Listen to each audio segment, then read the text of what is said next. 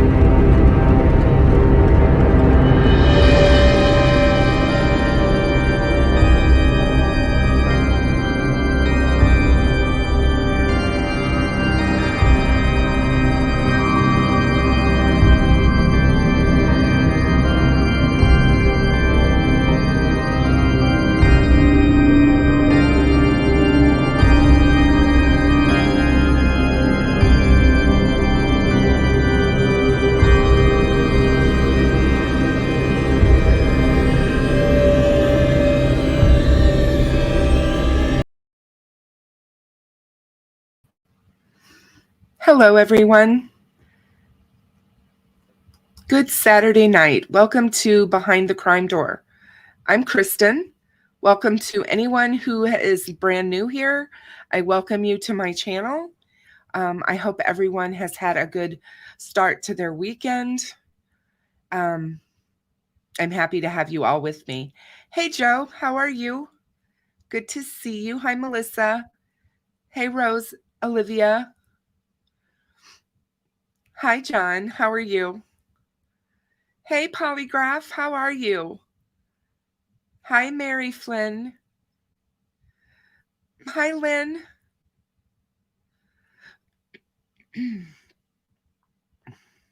So glad to see everyone. Hi, True Crime Housewife. Hi, Heather Swenson. Oh, thank you. I just redid it. I had the same intro for 8 months. I thought it was time to do something different. So I did it, a new one. Hey, Queen of Ocean. Hi, Tech Death. How are you? Hey, Avondale Mama. Hi, Joe. Hey, Pigeon Mac. Good to have you guys here. You'll have to bear with me. My grandson did give me his cold, so I'm really stuffed up, so I probably sound funny. It's not been horrible, awful yet, but you know how you feel when your head's all plugged up. It's just not kind of fun. And I'm like, yeah, right before Thanksgiving, I have all these things that I need to be doing. And all I want to do is sleep right now. So, but it'll get done. I have a lot of really good helpers in my life, so everything will be fine. Oh, certainly. I was trying to decide. I was like, should I go live? And I was like, I'd already set up my live with Steve from True Crime Web. He's going to be on the show with me tonight. We're going to talk about Delphi and we're going to talk about Flora. And HCC may drop in as well. And so it should be a good conversation. I was thinking I was going to do just a show totally on Flora alone for the anniversary of it. And I knew that if I did that, that a lot of people don't care about Flora. So I decided to combine them with my Delphi show, to combine it so that we at least get some traction out there. It's really, hey Sharon, how are you? It's good to see you. It still saddens me terribly the more I think about Flora, and it's really been on my mind. I redid a Flora video. I'm getting back into making videos, you guys. And I made one today, and I just uploaded it. It's members only right now, I believe. Maybe I made it public. I can't remember what I did. But anyway, it's not long. It's only like 6 minutes. But I did it because I wanted everybody to understand how I feel about Flora and how they're not getting the same coverage. Hey, Rose, thank you for watching it. I hope, Lisa, thank you so much. I think everybody here in my channel, for the most part, cares about Flora. But there are a lot of people that just don't tune in about Flora. It's all about Delphi, you know? And I get that. I mean, I realize how big Delphi is, and I realize that there's a lot going on with Delphi. So, and the girls just so badly deserve justice. And Galen is really still struggling, as everyone can imagine. And, you know, the fact that the reward fund was given back to the fire department, the whole thing is just, that case is so crazy, and there are so many twists and turns to it that a lot of people, there's more politics, I think, going on with the Flora case that's open, that you can actually see and you don't even have to question. And so I'm going to be concentrating a lot on it. And it is very troubling. Before we get started, though, I wanted to give you guys a couple of updates on some of the questions or some of the cases that we have been covering. And I'm going to talk about a couple of other ones. So one of the questions is, we're going to talk about the University of Idaho case, the quadruple homicide of the 4 students off campus behind Greek Row. One of the victims of the quadruple homicide near the University of Idaho on November 13th called a man Jack. His name is Jack, 7 times before she was murdered, her sister told Inside Edition. And the Moscow police believe the victims Kaylee Gonzalez, 21, and Madison Mogan, 21, Ethan Chapin, 20, and Xana Kernodle, 20, were stabbed to death at their home near campus between 3 a.m. and 4 a.m. on November 13th. At 2:26 a.m., Kaylee starts to call Jack.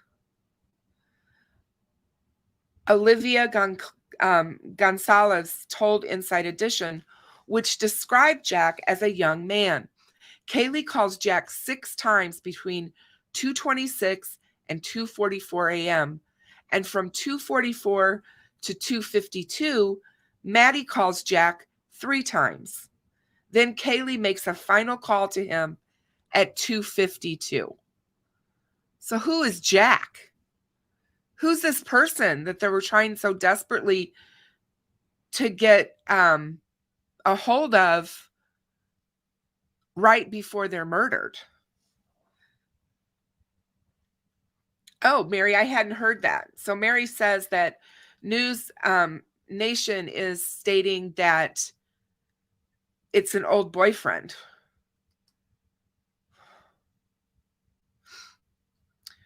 You said that you were there 2 weeks ago, Joe, and they know who it is. They know who Jack is, or they know who the killer is. Hey, This'll Do Nicely. How are you? Hi, Lipsha. So good to see you. Hey, CD. Hey, CD. How are you? Hi there. I feel good. Thanks for asking. That was my phone. Alexa. Alexa is talking to us.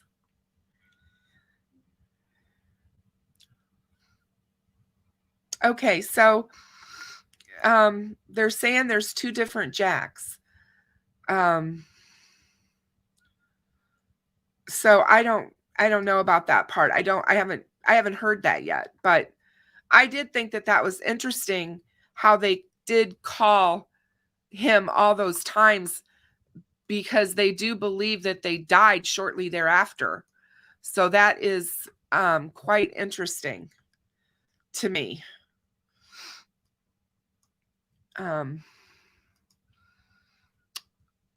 So there was also a article on who drove them home. Cops are hunting the killer of 4 Idaho students. Say 2 of the victims were given rides home from the food truck by a mystery private party, as they reveal that the man that was spotted near them and their surviving housemates are not suspects.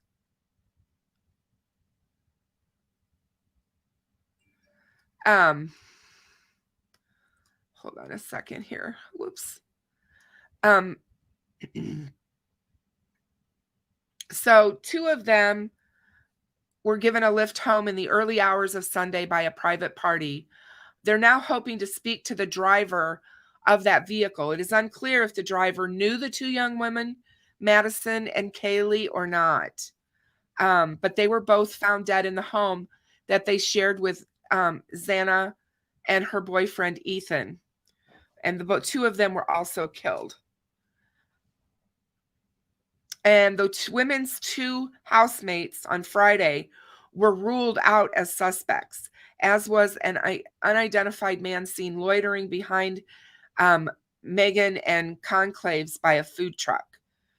There remains no suspect and no murder weapon, and police are appealing for anyone who was with the 4 to come forward and please speak to them. They do believe the murder weapon obviously is a knife, and it has yet to be recovered. Kaylee and Madison were best friends since the 6th grade. And that to me is just so absolutely heartbreaking. Kernodle and Chapin had been at a party on campus, and Megan and Conclaves or Gonzalez were at a bar in the town. Of course, they were last seen at that food truck. We've probably all seen that video. They did not walk home. They were taken home. And it was a grub truck. And they left at approximately 20 minutes to 2 in the morning. So within less than an hour, they were blowing up this Jack person's phone. And no further details on who this party was has been shared, and it's unclear how police have made their discovery. But they are asking anyone who saw the 4 of these individuals to please contact them. The girls' roommates, Dylan Mortensen and Bethany Funk, were in the house when the four were stabbed to death between 3 and 4 a.m. on Sunday.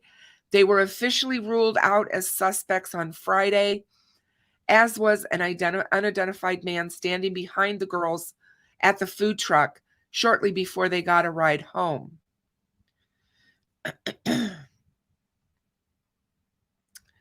Police were called at noon on Sunday to reports of an unconscious person.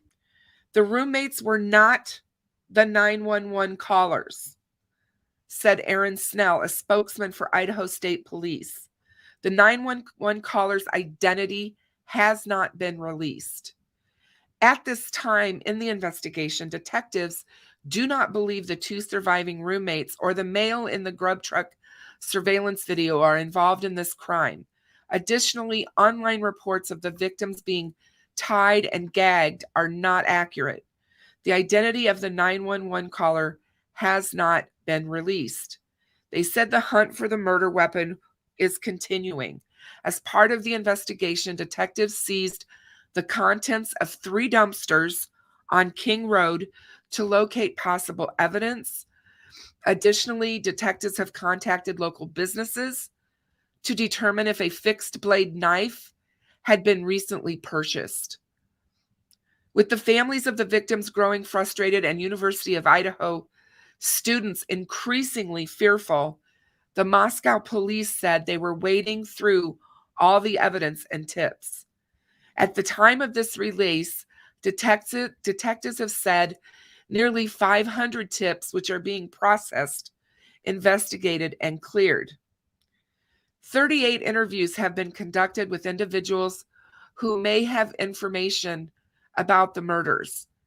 James Fry, chief of the police in Moscow, asked anyone who has any information on this crime or was with them at any of these gathering locations to please get in touch with him.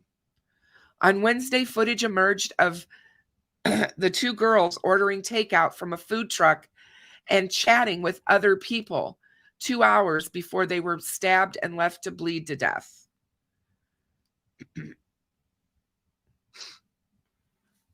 Oh, excuse me.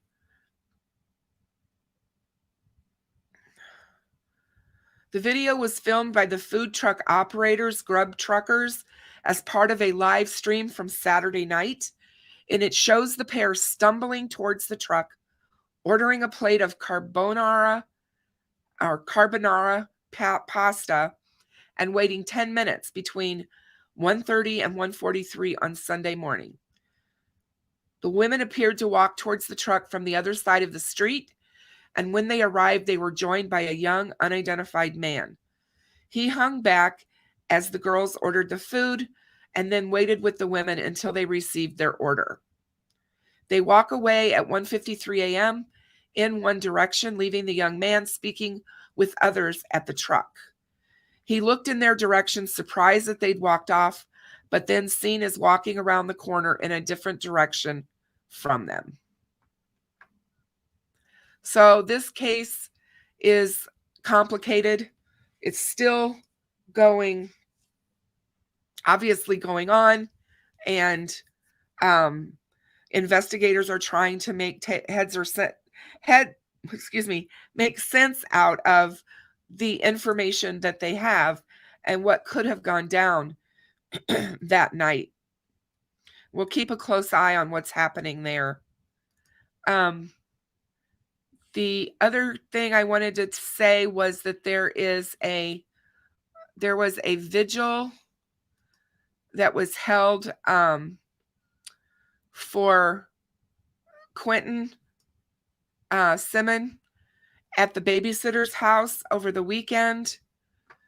Hold on a second, because I think I have a photo of that.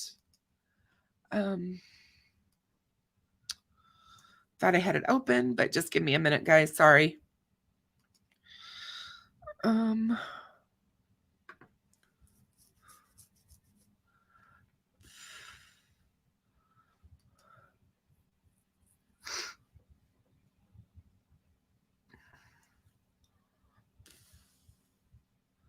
Trying to see where I saved it.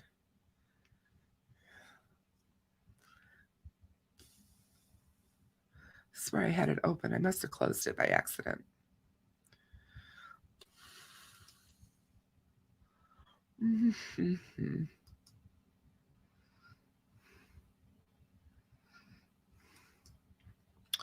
Oh, well. Well, anyway, they did hold a vigil for him. There was not anything going on at Quentin's home. It was very quiet there, but they are continuing to look for his remains. So that's the update on his case. There was another kind of a bombshell that came out about JonBenet this week. It came out today, actually, but I think it was maybe out first yesterday. But there was a girl named Amy. It's not her real name. Was attacked, excuse me, in her family's Boulder, Colorado home by a masked assailant dressed all in black on September 14th, 1997. Amy awoke just after midnight to find the darkly clad figure standing over her bed with his hand clasped over her mouth. "I know who you are," the man told her over and over again, calling her by her first name. "Before warning, I'll knock you out. Shut up." Over a period of several horrifying minutes, Amy was sexually assaulted by the sicko and forced to perform sex acts on him. Amy's family believes the man intended to abduct her. However, the potential plan was foiled when Amy's mother burst into the room, having woken up after hearing the sound of whispering voices from down the hall. The assailant, who Amy's family likened to a ninja, fled the home by leaping out of a second-floor window and vanishing like a ghost into the night. He has never been found. Amy's father told the U.S. Sun how he told Boulder Police Department the incident may have been linked to the murder of a child beauty queen, JonBenet Ramsey, who was found dead in her basement of her parents' home 2 miles away just 9 months earlier. Amy attended the same dance studio as JonBenet, and both of the girls performed in a number of public events in the months before they were both victimized. But Amy's dad said Boulder police were dismissive and disinterested in investigating any potential parallels between these two cases, and were at times hostile towards him for making the suggestion. Compounding his frustrations, he claims his claims was that the investigators failed to collect key evidence and overlooked others glaring clues during their probe. They were completely uninterested, Amy's dad said. They didn't care about this at all. They would just lie, telling us they'd look into this or that, but they hadn't. They were total bozos. The Boulder Police Department declined to comment on Amy's dad's claims when approached by the U.S. Sun. Among the evidence he claims they overlooked was a handprint found on the wall of Amy's bedroom. Amy's dad explained they took no evidence. They dusted the place, one room, for fingerprints. They found a handprint, but they weren't interested in seeing who it belonged to. I asked them over and over again, "Did you check the handprint?" And they told me, "Oh, yeah, we're doing that." But they never did. The chief of police held a press conference, and a reporter told him that he'd heard police had not done exclusion prints or checked if the handprint matched anyone inside the home. And so the police chief was asked this, and he said, We checked that handprint and it did not belong to the father. That was it. They only used the handprint to discount me. They could have possibly found the guy. Apparently so dismayed with Boulder Police Department's handling of his daughter's case, Amy's dad hired private investigator Pete Peterson to conduct an investigation of his own. And during Peterson's probe, he discovered a collection of camel blue cigarette butts outside of the family's home. Interestingly, stubbings of the same cigarettes were found in an alleyway next to the Ramsey home in the wake of JonBenet's murder. Peterson and Amy's father tried to get Boulder Police Department to test the cigarette butts for DNA, but they reportedly refused. We tried, but nobody would test it, he said. They told us that you would be very unlikely to have enough DNA on a cigarette butt to get anything from it. But they could have tried. Boulder Police Department just weren't interested in this evidence. They were completely uninterested. They didn't care about my daughter's case, and they didn't even really care about the Ramsey case either. As the investigation into his daughter's attack stalled, Amy's father continued to apply pressure on Boulder Police Department. He claims he requested to see mugshots of serial sex offenders in the area to show to Amy and his wife in the event they recognized any of them as the attacker. But police refused, apparently insisting that wouldn't be any good.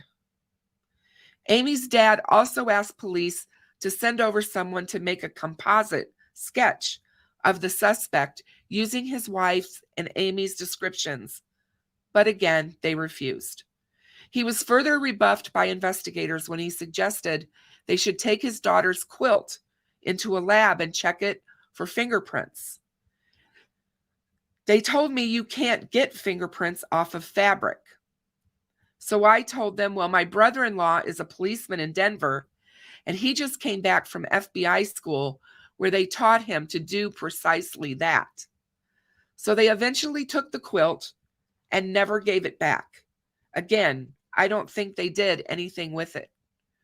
According to Amy's dad, the Denver Police Department even offered to assist with the investigation, but Boulder insisted they had it covered and knew what they were doing. All the while, investigators with Boulder Police Department continued to laugh off any suggestions that the attack on Amy could be any way linked to the death of JonBenet. They wouldn't hear anything about this being linked to her. They didn't seem to be able to get off the idea that someone in the Ramsey family was responsible for her death. The level of incompetence was pretty impressive, but the worst thing was that they were dishonest. I had a number of pretty intense confrontations with the chief of police at the time, who also lied about multiple things, so it was an eye-opener for sure. And during his independent investigation, Peterson carried out background checks on a number of people who worked in the surrounding neighborhood and found a group of individuals with criminal histories who often roamed the neighborhood late at night. He made surveillance tapes and tailed some members of this group, once apparently following them to within 2 blocks of the Ramsey home. Additionally, Peterson said during his investigation, he found evidence of 19 burglaries, breaking and entering, or trespassing reports in a 2-month period in the surrounding neighborhood. The private investigator also conducted background checks on a number of people of interest in Amy's case and found that some of them had reportedly once worked at the Ramsey home. I expected it to be a serene, quiet, safe area, Peterson told CBS in 2000 of the Boulder suburbs. It's fairly serene and quiet, but you find that there's a real undercurrent of activity at night that would give me pause for concern if I lived here. 2 or 3 people were looking at had associations with both the Ramsey and Amy neighborhoods. I think there's a really good likelihood that these cases are connected. That's what we are pursuing. We're pursuing that angle still. In the decades since the assaults and the murder of JonBenet, ever frustrated by the lack of answers, Amy's dad has conducted his own research in search of his daughter's attacker. He claims to have uncovered a handful of other instances of home invasion, rapes, and sexual assaults involving children and young women in the Boulder area around the time of the attack on Amy. Such as his daughter, Amy's dad said the victims typically awoke in the middle of the night to find a man in dark clothing standing in their bedroom. The Boulder Police Department was unable to provide data to affirm or contradict Amy's dad's claims. However, a number of serial rapists were active in the Boulder area at the time. Both men have been previously identified as potential suspects in connection with the JonBenet probe, but neither was ever charged, and evidence gathered didn't place either of them at the scene. One is Kenneth Aaron Schwinneman and the Tantra Lake rapist Bradford Wagner. Still, Amy's father believes that his daughter's attack and the killing of JonBenet may have been the work of a local serial rapist who was quietly terrorizing the area. I told them that I had uncovered a series that seemed to be a serial rapist interested in girls and young women, and this got to the Boulder PD rape crisis team, and they called me and told me to mind my own business. They told me there was no such thing and no such reports, and so I spoke to the police, and they told me also it wasn't possible. So that's kind of what's going on with the JonBenet case, you guys. It sounds like there's a lot more coming out. They did announce they're going to be having a cold case team review her case in 2023 and look over some new evidence and test some old evidence. So that should be pretty interesting, I think. Okay. So I see that my dear friend Steve is here, and I've been talking away, and here he is. Let's bring him on, you guys. Hello, my dear. How are you? I'm sorry I'm running late. You are so fine. You're not a problem at all. Not late either. You just got done with your own show. I did, and then we had an armadillo in my wife's flower garden, which she didn't appreciate. Uh-oh. Did you have to go take care of that? Me and the armadillo discussed, and we negotiated a deal. You did negotiate a deal? Yes. Well, that's interesting, huh? I don't think I've ever seen an armadillo in real life. They're very interesting looking creatures. We up here, we don't have, they've only been a terror for the last 4 or 5 years. And so they've moving in as they move north. And like I said, the wife doesn't appreciate them and her flowers. I don't blame her, but I didn't realize that you guys had armadillos down there. I always thought they were out west. Well, we used to see them a lot in South Georgia, but they finally moved up above Atlanta, and that's where we find them now. Oh, lovely. Well, they found out that Mrs. Steve's flowers are the bomb, so that's why they're there. Yeah. Yes, but like I said, his travels are limited now. Okay.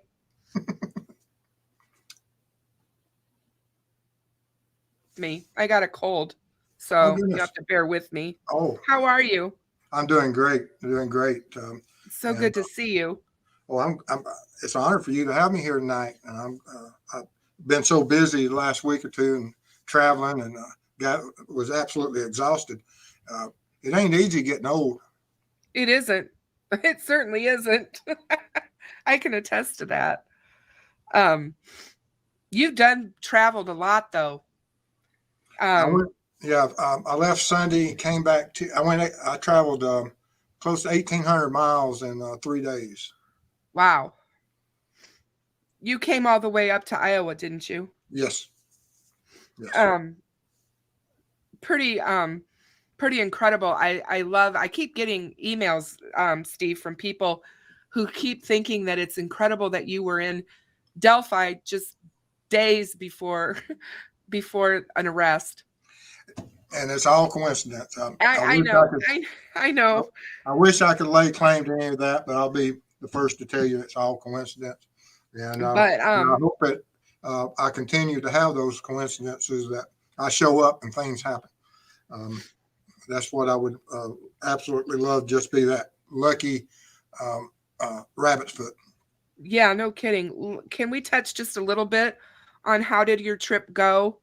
I know that you were meeting with Drew, and Yes. just touch on how that went and what you're thinking about the case. And Well, Drew is exactly the type of individual I respect, and everything I've devoted my career to is for individuals like him. His resolve and determination to see justice for what happened to his child and to his niece also is absolutely amazing.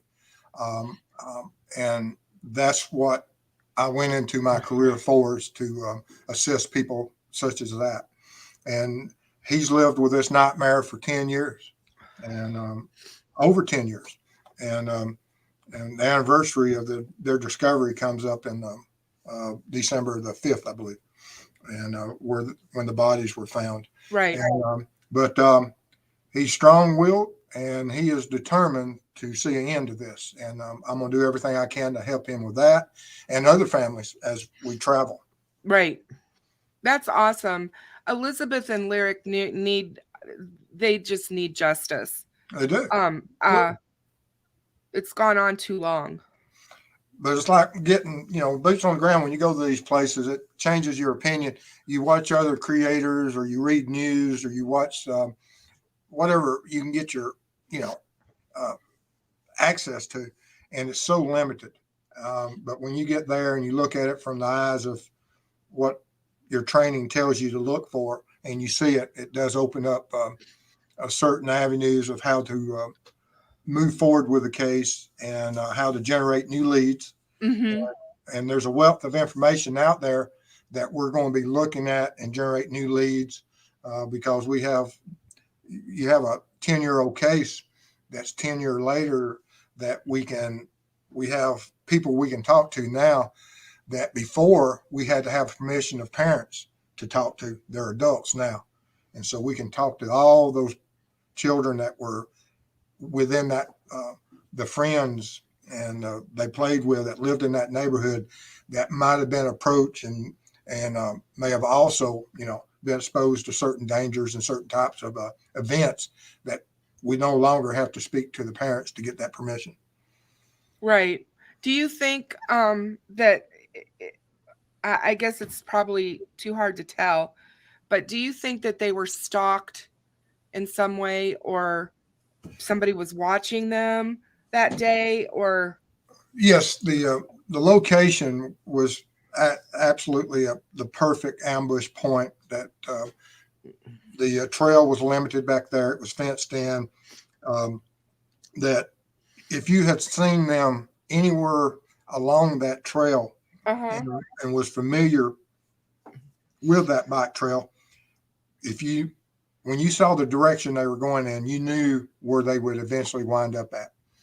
And even walking from the Myers Lake parking lot, if you enter the trail from that point, it's like a 17-minute walk around that lake to get to where the suspicious vehicle was seen. oh my goodness. So if you saw them, if you was in that normal parking area and you saw the children enter the trail and you saw the direction they were heading, you had more than adequate time to drive and set up. Or you could have been in that area where their bikes were found, and under the ruse of being a fisherman or just someone looking at the lake or taking pictures, could have sat there and evaluated the situation. And just, same situation with Delphi. it could be very, very similar. Joe Johnson wants to know, was it a white Suburban that was seen? Well, that's what I used in my video is that the description was an older white Suburban or light colored vehicle, Suburban, or a Ford Bronco type of vehicle. So any of those types of vehicles, it's just that's what I used to show the people where the location was. That, as I put in my video, that's just something I used to. That's not the actual vehicle. It's just something that I recreated. Were you surprised at how small the town is? Yes, and one of the surprising things about that was it just like Delphi. Yep. Going to Delphi, I learned that although a lot of people you can see that the bridge is talked about and it's on the internet, it's not that easy to find. Just like Myers Lake, you can find Myers Lake, but getting to it is not that easy unless you're a local. Just like the Monon Bridge wouldn't be easy to get to unless you're a local. And so it's the parallels of that are going to be very similar, I believe. Do you feel it's a cold case for sure? Yes. Oh, yes. I mean, if I go by the definition of what the FBI and the Department of Justice uses. Law enforcement will always say that we're always accepting new leads and therefore it's not a cold case. And that they're always looking for that one tip. And to each their own, but we're looking at 10 years. And are there law enforcement officers still looking at the case? Is there a liaison that speaks with Drew? And does he have easy access to law enforcement? He does. And they work it and they talk to him and he talks to them regularly. But if you went by the definition, it is a cold case. I'm glad that you're there for him, and I'm glad that you're there for them. And with your expertise, they're in good hands. I know you'll do everything you can to help them. And that's the thing is that we're just trying to bring focus to it. And Yep. And as I was talking to Drew and asked him Thursday before the fiasco I had with my computer Thursday, and we did the redo tonight. But and he wanted everyone to know, all the creators and all the people that have interest and all the people that contact law enforcement, that he wants to thank them and for showing interest and speaking their minds and generating whatever information they can for law enforcement. And I respect him, Drew, immensely. I got to know him, and I hope to get to know him a whole lot better. But he is a remarkable individual, how long he's fought for this. Yeah, and it's funny because I've seen many interviews with him and over the years and watched him on some podcasts and stuff, and for what he's been through and the horrific way in which his daughter left this world. He's been her voice. I mean, he's been out there. He's never stopped. He's never let up. He's he's right there still, like you said, trying to keep the case alive, keep people interested. I know that people in the region here locally where we are, in Iowa, Illinois, and Indiana, we all care about this case deeply because it was all over our news and people still talk about it. Even now, when we talk about Delphi, people talk about Evansdale.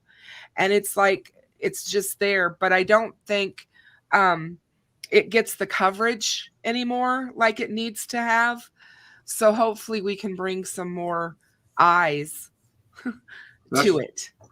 That's all we can do, and that's what I'm trying to do. I'll have a series. Got that one out tonight, and then I've got at least 3 more parts. I think that we'll be going into trying to educate people that not just with this case in Evansdale, but if you have a situation like this and trying to get people to understand, to look at it in certain logical methods to develop leads, and so that might help others, because we as creators can only focus on certain cases. We can't cover 20 or 30 cases. It just diminishes your value. But there's how many thousands of people out there that are web sleuths that they can go out there and open up these cases and work on them. Yeah, no kidding. Hey, Hoosier, how are you? I'm great. I'm sorry. Say hello to Steve. Hi. Can you guys hear me okay? Absolutely. Yeah, absolutely. Steve, you went to Iowa? And I came back through Delphi and went out to the bridge. Have you seen the bridge lately? No. They're taking the cross ties off. I've got a picture of it somewhere. Oh, wow. I need to get out there with my drone. Well, what are they taking off? The cross ties. I went out there to try to take some measurements for myself and cop Faxx. And I got out there, and they had blocked the trail off. And I didn't know it was closed. I missed the sign. Coming out, I saw the sign. I said, well, I'm going to go to jail, I guess. But and because there was a guy out there on the phone, I know what he was doing probably, but I didn't see the cops, so I left. But I did get a picture of the bridge, but I'll send that to y'all. So you're not going to be? Are you when you say the cross ties? Are you talking about the railroad ties? Yes. They're taking those off to where you can't walk across it. I could have if it hadn't been snowing and icing up, because underneath those cross ties is it's just metal work. And that's what I was trying to explain to my wife when she was having a panic attack, that even if you fell through the cross ties, you're going to hit the metal. Okay.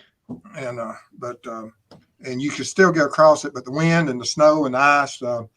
I'm glad you didn't try. Well, I'm so glad you didn't try.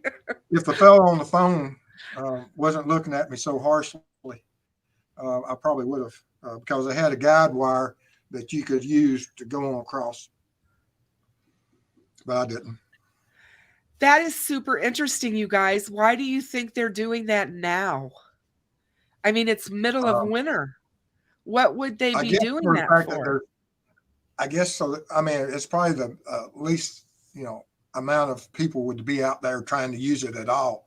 And hopefully they'll get it up and like the Freedom Bridge going across, because I'm sure that's what it's going to be. It's going to have where you can't fall off of it.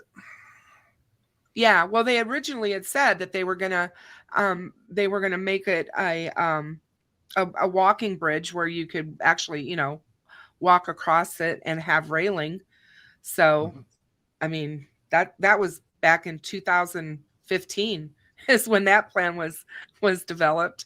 But yeah, and I just think it's interesting, the timing. That's all. I'm Well, either renovating it or somebody's stealing all the cross ties. Wow, that's just really crazy. So I'm just floored by that. HCC, how are you? I'm good. So last night in my members live, we were actually looking at Google Earth in Evansdale. And when you look at the lake where the bikes were found, because they were abducted in a different part of town, and then the bikes showed up at this lake. Is that right? No. No. Well, I mean, that's possible. They don't know. I mean, you got to look at it, and I did look at it from both perspectives. That was the bikes, the actual location of the abduction, or were they abducted somewhere else, and the bikes placed there as part of a misdirection staging. It looks like there's a walkway on the back side of that pond. Yes, but there's no if you'll look, road to actually access it. So how would they get three bridges there? Or two? What? I was just curious, like getting the two bikes to the back side of the water, because there's a fence along the highway, and there's like a walkway, but there's no road access. So they would have had to walk them there if they. Well, if Christian don't mind me promoting my channel, if you watch my video I did tonight, it has that. I have drone footage. I have drone footage of that exact pathway. I absolutely don't mind. In fact, I in the description, both of your channels are always on my live streams. So I support both of you. You can shout out yourselves all you want. I don't care. I just wish that I could catch your guys' lives more than I do, because I miss them so much. But I do watch the replays. And replay person often. I'm a replay person sometimes. It's just the way my life works. And when you're a creator and you're trying to do all this stuff, it's like you don't have enough time in the day. But I can't believe what I get what Hoosier said. That's the first that I even ever thought, that the girls didn't ride to the lake. I always thought that they rode their bikes out there.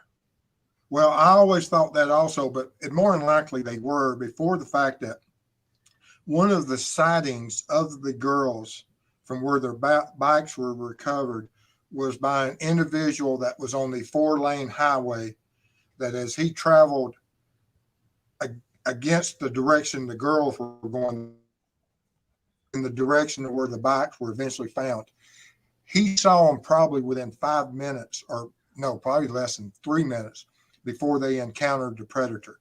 He saw them on the bike trail on the back side of the lake. I had always thought that they were seen on the other side of the lake where the parking lot was and the fire department. That is not the case.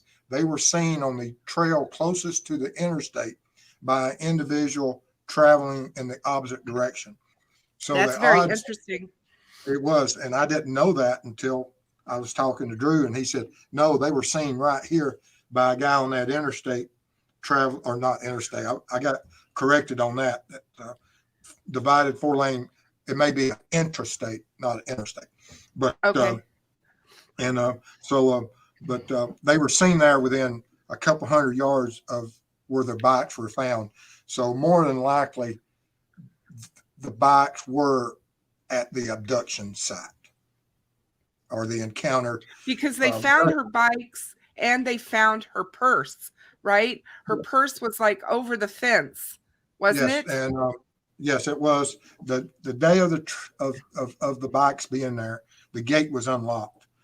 It's locked now, and that fence is only like a 6-foot high fence, and so anyone could have just dropped it over the fence, and or the gates were open, and if somebody was ruse of a fisherman or something, invited the girls, hey, here's some fish or something, and got them off their bikes and maybe did unduct them. There's so many different possibilities we have to look at. But when I first went down there, I was under the exact same theory of possibly the bikes were a dump site, a misdirection staging of the. But once I learned that someone saw them from the highway on the bike trail within 100 yards or so of where the abduction is, more than likely that's not the case. And I'm going by the information from the father, not from witnesses or anything. The witness that saw him on that bike trail at that location is now deceased. It's too bad. See, that's what happens in some of these cases when they take so long to become, you know what I mean, and they get cold. Witnesses start to pass away. Yes. But now I was on the same line of thought of Hoosier when and that's good thought that you always look at from that perspective also, that they could have been a staging dump site. Right. They could have gotten them in town. Yeah. Because I was thinking along the lines too. Do what, sir? Oh, I was just going to ask, do you think, like in Delphi, do you think it had to have been a local who knew that area, or was it pretty easy to get to and find? Actually, the Myers Lake would be harder to negotiate those streets than what it was. And we had a hard time finding the Monon Bridge, Mrs. Steve and I. You can type it in and it'll take you to the trail, but it takes you to different parts of the trail. And this Myers Lake is not on an exit. You have to get out another exit, and then you have to travel through that community to get to that. And so it's even, harder to get to than what the Monon Bridge is. So if no one noticed and came forward like a guy grabbing two girls, it makes most sense like a ruse, like you said. But potentially people drove right by there and saw them walking with some dude. Yeah. And the location of where it happened at was so that in heavy summer, you'd be hard pressed now. And we did a sound test, which was one of the things that I was interested that if the girls were being taken, that why couldn't someone hear their screams? And we did a sound test that I had measured how far the residence was from where the suspicious vehicle was reported parked there at the end of the fence at the trails, which was about 275 feet. And so I went 200 feet away and I had Drew screaming. I told him, I said, start off talking normal and continue to increase your volume until you see me raise my hand. And he was at the point of cupping his mouth and screaming at the top of his lungs for me to even barely hear his voice at 200 feet due to the road traffic. That there's so much traffic, and that way you wouldn't have heard the children screaming. Do you think he stalked them? Or at some point, yes. At some point, he targeted them. Yes.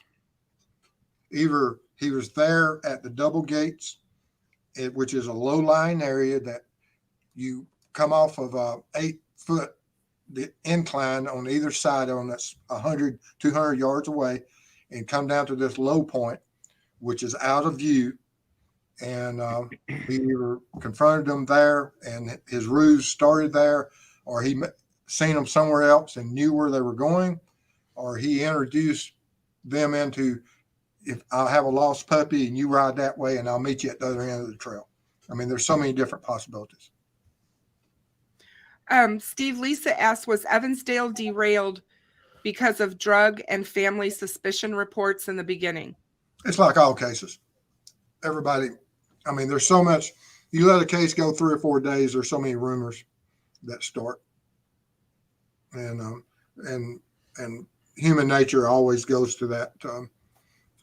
I've never worked a homicide yet that I can think of that there wasn't someone in the family that had some type of drug relation. Yeah. Right. I totally get that, especially nowadays. Moving right along, guys. I think what I'm going to do is we're going to watch a video real quick of an update on Flora. As we all know, Flora's anniversary is Monday. It will be 6 years that we lost the 4 sisters, Kiana,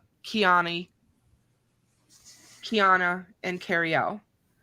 And I've been thinking about them a lot the last few days and especially Galen. And this video Galen is in, and I think you can just see her pain. This poor woman is broken. She's not recovering from this. I think she's still just stuck. And it's sad. I'm not saying that if this case was solved, that would all go away. But I do think that it would help bring some kind of peace to her to know that her girl's murderer is behind bars. But let's watch this and then we can talk about it.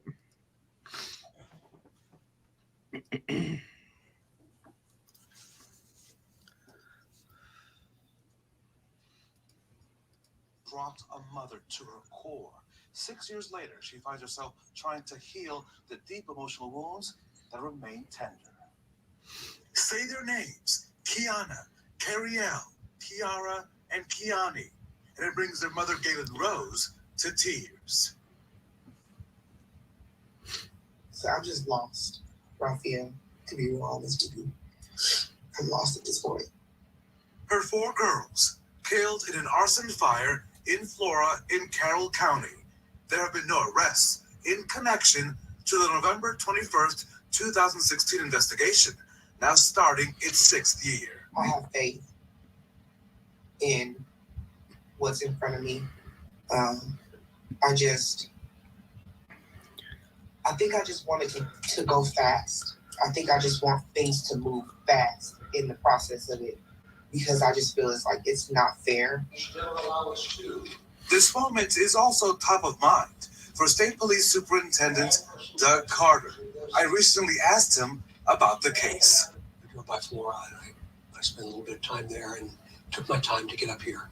The superintendent says hours before announcing an arrest in the Delphi case on October the 31st, he stopped and visited the site of the fatal fire in Flora. It was just a moment of peace and silence for me. And I hope that one day that we can explain exactly what happened to those beautiful little girls. My life will never be the same without my babies, unless I really, really figure this out. I'm gonna be real. I think it's just a blockage in my life right now because we haven't got to the bottom of it. The state police tell me that this is not a cold case, that they continue to work on their investigation. Gaylin tells me that she's happy to hear of the arrest in the Delphi deaths investigation, another high-profile case out of Carroll County. Gaylin recently moved from California to the Midwest to start a new job. Now, Amanda Rowley is breaking down the...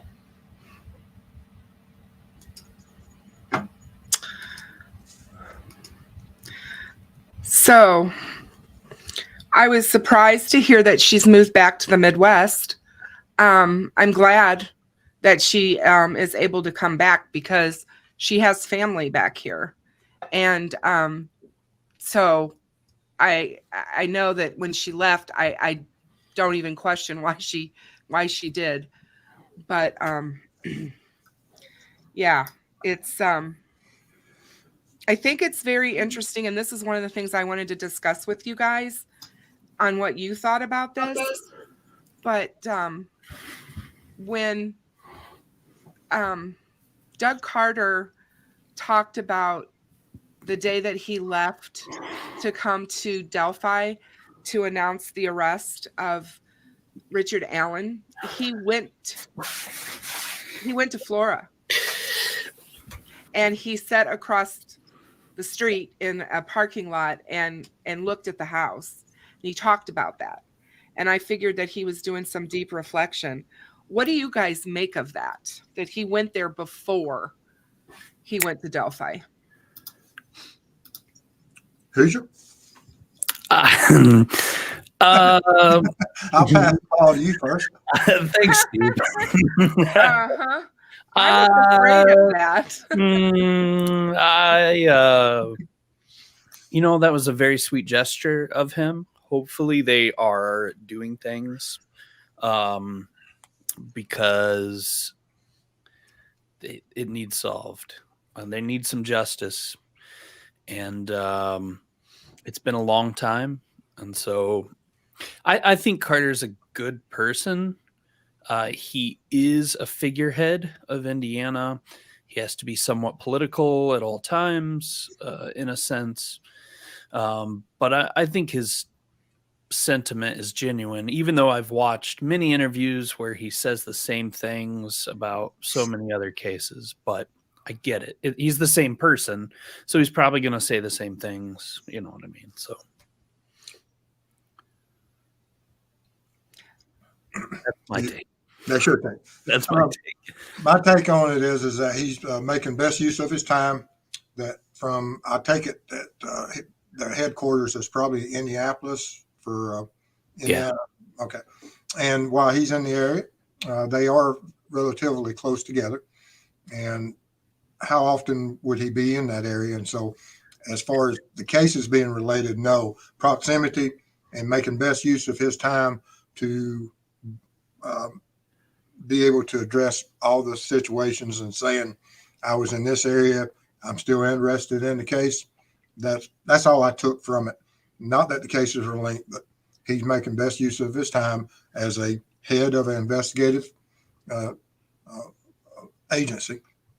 And which I was in the area, and I started to go over there to Flora, and I will at some point. It's just that When I travel, I've got so much stuff to cover and do that it's absolutely mind-boggling when you're working on these things. And I don't have the abilities to just take off for a month. I wish I did, because I know where I would spend. I would spend a month in Delphi, Iowa, and Flora. Yeah, I'm sure. There's a lot of interesting Indiana cold cases. Argos, Indiana, the Burger Chef murders, the I-70 killer. Thankfully, April Tinsley was solved. But yeah. Yeah. No, there definitely are some really strange cases in Indiana, and very interesting ones. But I don't know what I made of it, actually. I'm going to just say I thought that it was interesting of him to share it. My thought was, if this was just him going there, to pay respects because he knew the anniversary was coming up and, and all of that. I mean, I guess my feeling is, why would you tell anybody? Why did you feel the need to tell anybody that you went there? Especially around the whole Delphi thing. And when he came out, and I know, Steve, you're going to laugh at me, but when he came out and said that there were all these tentacles with this case, it made me wonder if possibly a tentacle is off in that direction somehow. I know that that's probably reaching and crazy, and it's probably not true at all, but that's where my kind of crazy head went when I was thinking about it. I'm glad he went. I know he cares. There's no doubt in my mind that man cares about all 6 of these girls deeply and wants justice for them. But I just thought it was interesting how it all came out and how he did it. I don't know. I just thought it was interesting to talk about. Yeah, and his tentacles, and he is the common denominator of all these cases. He's the spokesperson for Flora. He's the spokesperson for Delphi, and the spokespersons for how many cases in Indiana. So his tentacles are across the board. Exactly. And when he said that about this case, he had to have known where social media was going to go. Oh, yeah. With that word, and they have. Yeah, I just saw Carter giving a speech about CSAM from 2015.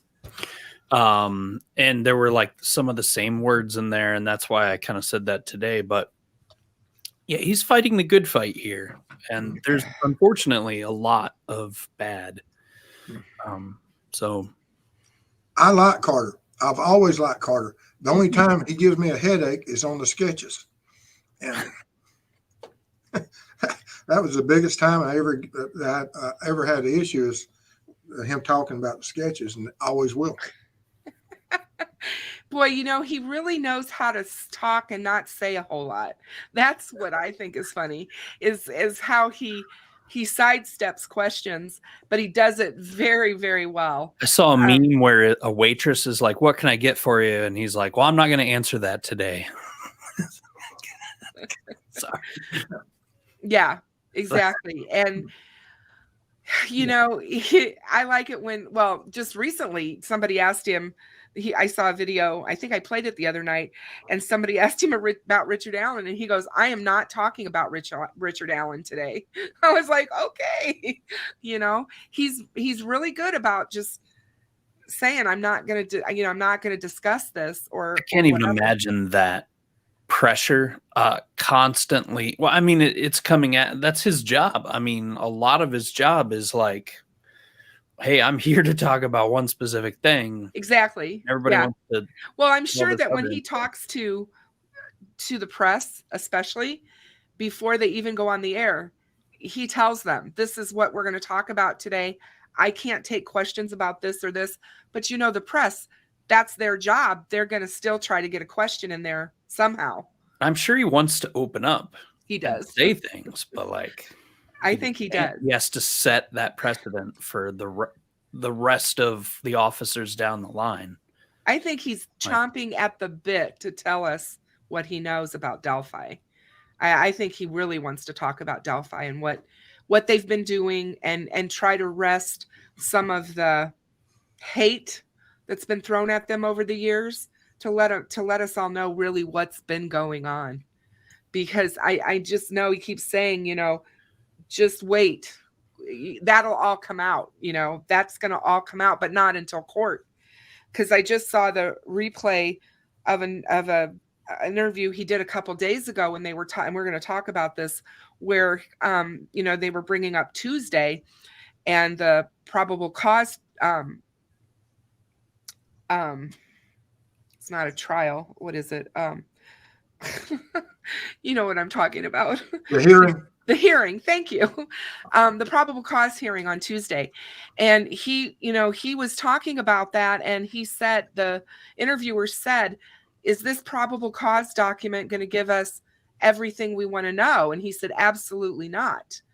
It's going to give you a lot, but it's not going to give you everything. You won't have everything until we get to court. Everything will come out eventually, he said, but not until we get to court. So, Steve, can you explain and help us understand the purpose of a probable cause? Like, does it have to be like specifically one or two things why they arrest someone? There, for the court is a very structured thing that you're going to be experiencing. And each state may be a little bit different, but they all evolve towards a certain process that you'll have for someone to be arrested, they have to have some type of probable cause, and it has to be presented to a judge to issue a warrant. The judge can take that information, either written or verbal, and sign the warrant and says, law enforcement, you go out and get them. You bring them before me. And law enforcement does that. Once you're in the custody of the courts and you're taken to the sheriff and you're placed in jail, then the court proceedings start. You'll have where bond will be made, possibly, or denied. And you'll get before the proper judicial officers, which with this one, we had one judicial officer recuse himself and we got a new one.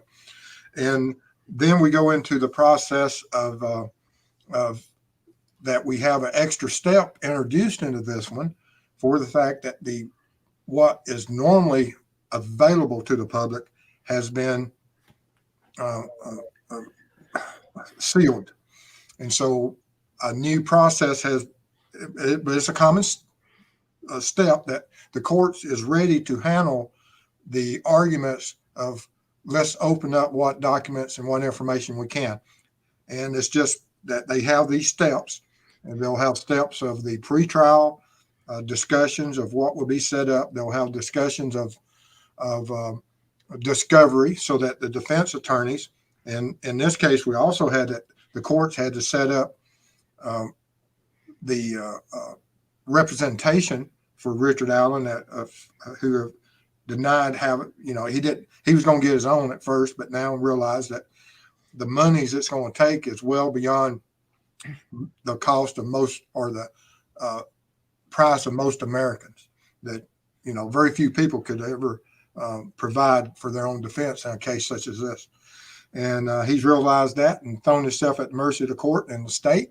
And if there's going to be a death penalty, they're going to, as they have, set it up to have the dual roles of two attorneys to represent him. Right.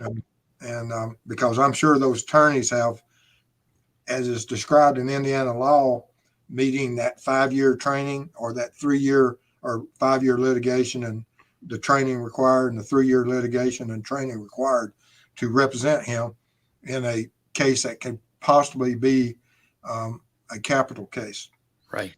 Yeah, they both have death penalty experience. So it's clearly defined in the state law that's what it takes. And this judge is going to make sure that all the I's are dotted and all the T's are crossed. And as we get through this long, lengthy thing of discovery and 60 or 70,000 tips, And I know. That's just, to me, incredible, because, I've been looking at some of all these other new cases and some of these older cases, and I'm just like, I see the tips, and this case absolutely quadruples them. They quadruple the tips in some of these cases. It's insane how many tips have come in on the Delphi case. I think it makes you understand just what they were up against as far as having to go through all of that information. Well, the prosecution has to go through those tips, and the prosecution has to fight 2 probable cause search warrants that we are aware of, plus all the other search warrants that were made and probable cause and opportunities that the defense will be able to use that third-party defense, that you should be looking at these people. They're the ones guilty. It's not RA, because these defense attorneys are not going to go up there and say, it's us. No. Do you think that Richard Allen knows exactly what's in that probable cause? Yes. Okay. And his lawyer, if he knows and his lawyers know. Yeah. So it's true. Either knows it it's been released to him, or he knows it for the fact that he is the offender. One of the two. Right. Okay. So, yeah. When he came to court the first time, when he was arraigned, they told him what was in the probable cause document. Yeah, they would have read something in those hearings, if it's sealed or sealed. Because at that point in time, we didn't even know he was in court. Nobody was paying attention to that. And that's part of his constitutional rights. Yeah. He has to know why he's been arrested and why he's being held on murder charges. Yeah. They can't just say, we're going to charge you with murder and throw you in jail and not tell you why. Even though there's people out there in the public that would like us to believe that they can do that, that's not how the court system in this country works. No. When you get before the judges, they read certain documents to you, and and you are guaranteed certain rights. So he knew if he's innocent, he knew that day. I don't believe he's innocent, but that's just my opinion. I don't. I think that they have enough, or they would never have arrested this man, because I don't think they're going to take a chance with this case. It just doesn't make sense to me that they would. One shot. Yeah, exactly. But it's so odd. Now, I do think they were rushed. I think they were pushed because something had to occur. I honestly do believe that there was something that happened that pushed them, that they needed a few more days to follow up or close out some other dealings. I don't know what that is. And if it's not that case, then shame on them. Right. No, CJK, they can't just tell him for the murders. They have to tell him what the probable cause is, why they believe that he murdered Abby and Libby. And what's keeping people from reaching out to Richard Allen directly and him telling them? I'm assuming that Richard Allen, if he's guilty, doesn't want to talk to anyone. For his protection might be as simple as they want to shuffle him around so that he can't tell anybody or think something like that happened. Yeah. Well, and, he'll still have access. He is still innocent until proven guilty. So he'll have access to phones. To his family. Writing instruments, law library, everything. So he can still communicate. Yeah, he can still write letters. Yeah. He can still make phone calls. Oh yeah, if I was innocent, I'd be on I'd be talking to every news agency in the world, telling them that y'all need to get down here. Y'all, you don't know what's happening to an innocent man here, and y'all need to come to my defense and assist me. And he may be doing that. I don't know. Something would have leaked by now if he was, I think. Yeah. I the last I heard, he's not cooperating with them. So, I mean, if he's not talking, which, his lawyers are going to now tell him not to talk to anybody. Mm. I just believe that. That's going to be the very first thing that they say. Don't talk to anyone. Because what he says can be used against him. So So they're not going to want him talking to anyone. Oh yeah. I mean, this is the day that we've been waiting for someone to be arrested, and it is, and we are.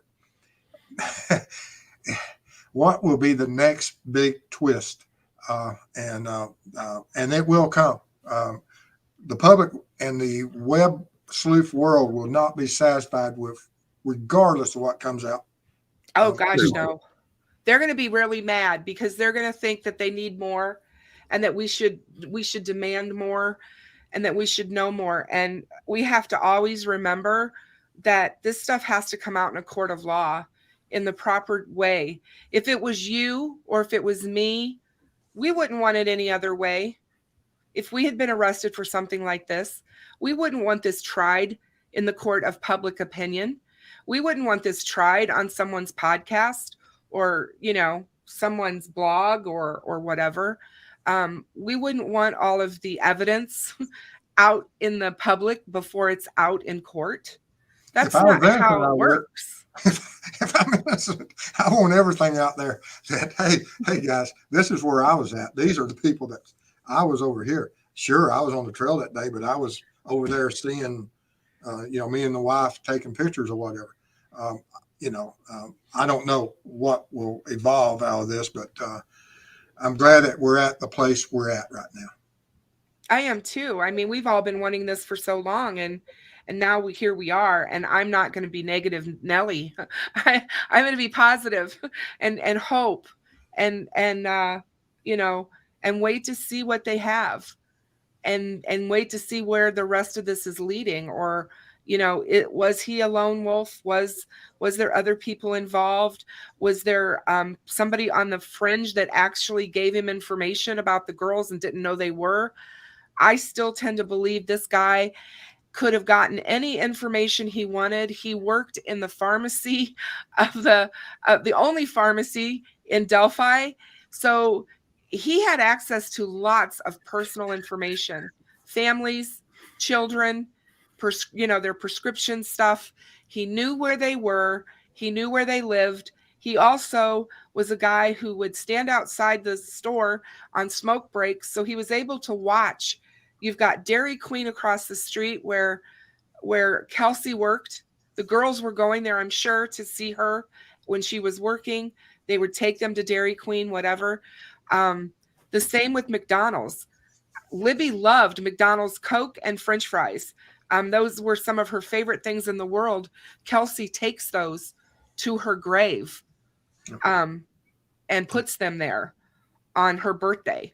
So I'm just saying, this guy could have seen these girls and been watching them. He did not have to be part of a CSAM group. I'm just saying.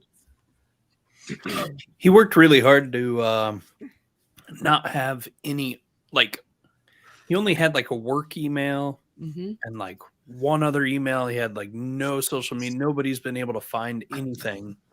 Yep. A couple of us have been hunting him online, and there's just nothing there. So, which is kind of really rare these days. I know a lot of people that aren't on social, but they have reasons for not being on social. Even email and I mean, it's weird, I don't know.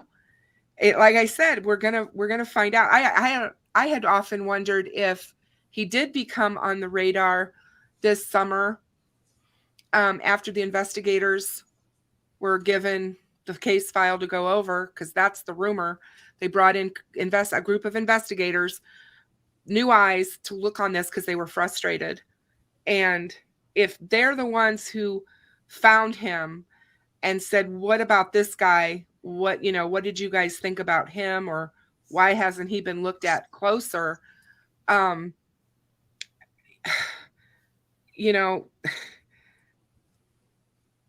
me, that makes a lot of sense as to where they got him from or how they came about finding him.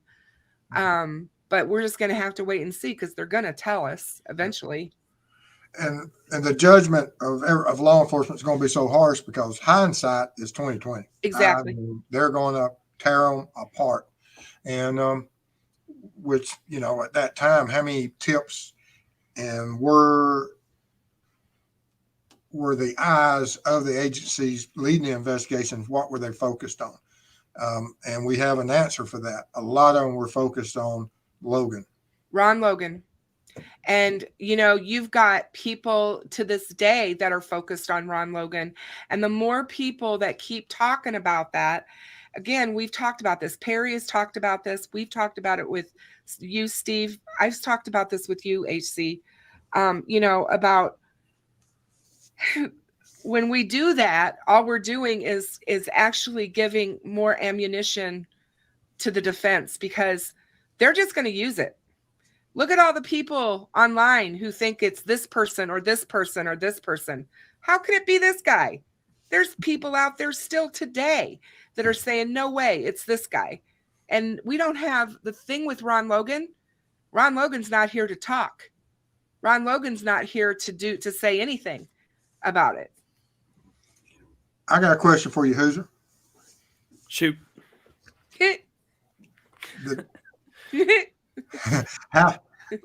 What if Richard Allen is, what do you think was the activities of that day, and how much do you think the cell tower information, because they're going to build a detailed daily cell tower data of Richard Allen's life for months before and months after. Absolutely. And they're going to see what happened and what changed in his daily digital cell tower life. And you're more in the computer thing. That's how come I wanted to ask you. It's interesting that I'm not exactly sure where the information originated from, but he went to a conservation officer, DNR, and told him that he was out there that day during the time of the murders. So he was attempting to clear himself. Liquid cool, like either it was the worst like judge of character ever that he told, or he has the coolest, most psychopathic, you know, capabilities. And DNR around here have more power than the president. They can actually like confiscate the White House if they wanted to. Yeah, they do here in Georgia. Yeah, so it's not, you seriously get looked into your background and all that stuff. So, but anyway, cell phone tower data. So your phone's always pinging off of towers, and your cell phone in a clear area can reach up to 45 miles away. In a heavy woods or a heavy urban area, it's going to shorten quite a bit. But the thing is, there's in a 20-mile radius, there's at least back in 2017, 15 towers. Okay, there's only a couple real close to Delphi. And when you go out to those woods, like Steve showed all of us also, and myself and Frank Meister were out there, and we're like, I couldn't get a signal. And I was like, I don't really have a signal. And I was like, but I mean, sometimes you can. It depends on your carrier, because sometimes carriers piggyback off of other carriers, and then they rate limit or they drop, you know, those kind of things. But so when a phone is constantly pinging to figure out the shortest distance to a tower so that it can have the best signal.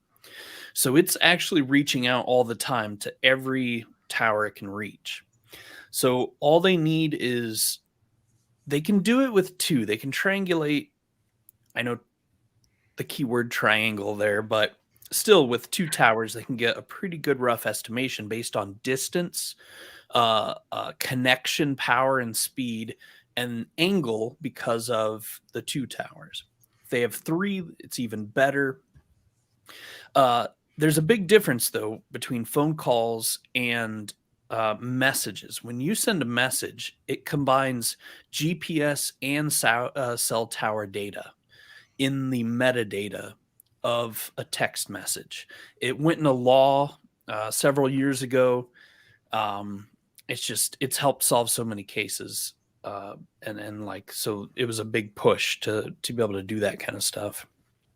So yeah, they're going to track, like, even if some phones, if you turn off, supposedly they can still, because there's like emergency services, right? You should still be able to like do panic mode on your iPhone and things like that. But in battery, even in 2017, there might have been some removable battery phones, things like that. But he obviously came out and was like, yeah, I was at the bridge that day. They're going to try to find out why. I mean, I don't think he called off work. I think we can say he didn't, because that was one of the big things they were talking about, trying to talk to these local residents of 3,000 people. These hints, and those posters were everywhere. Everyone knew everything about this murder in that town. And they were stopping cars on the way through Delphi. They were stopping cars just out and about for weeks after the murders, just asking everybody that they could at roadblocks, hey, how you doing tonight? And a cold-blooded killer is just that, cold-blooded. But did he prep? Like, obviously he had to take, from what we know, a gun, a knife. Maybe that's something he carried regularly. Extra clothing. Did he go to Goodwill in Lafayette and buy some extra clothing? Did he take it from home? Did he, he was, there's witness things where he was wearing a scarf. He looked overdressed for the day, but yeah, I think they're going to track his purchases, his cell phone usage, his movements, his online activities on his phone, as if they can. He probably ditched that phone though, so they might not have. I think that what he saw is, when he saw that photograph of him that they took from the still image from the video, and they put that up on the TV screen. We want to talk to this person that was on the bridge that day. He crapped himself. He did not know that picture was going to be there, in my opinion. Yep. So he's like, holy crap, they're going to know I was out there. So he's trying to get ahead of it. That's why he goes to them to tell them why he was out there. I'm going to tell you something about how brilliant that statement is. Oh, God. One or two things. Either he saw somebody on that trail that day that he recognized, and he doesn't know that they recognized him, or he knew that phone took a picture of him, and that's how come he came forward. Yep. I firmly believe that. Yeah, if he saw that and she told him, I took a picture of you and I've uploaded it, what does he have to do? Has to kill him and smash. Well, not only that, but also he has to go and tell police, oh, I was on the bridge that day. Yeah. But I didn't see anything. But I didn't see anything. He's nobody to worry about. He's the guy that works at the pharmacy. Oh. We know him. He's a super nice guy. Yeah, but that's what I'm saying is that no one else would have known that the picture was made other than BG. Yep. Or someone on the trail that may have seen him. So that's the two possibilities. And of course, I know what prosecution is going to go by. You told a conservation officer that for the fact that you saw them taking a picture of you, and they, and it may be on audio that they told him. I don't know. They say she was extremely brave. Taking a picture of your person that ultimately is going to kill you is extremely brave. And did she negotiate or tell him that, I've already uploaded this, don't hurt us or whatever? I don't know. But he would have known that thing was out there and he couldn't have. Did he take the phone and was hoping that he could get away with it and lost it? Because the phone was found there somewhere. Supposedly under Libby. It was found at the crime scene, but we don't know. Yeah, there's. They said it was close.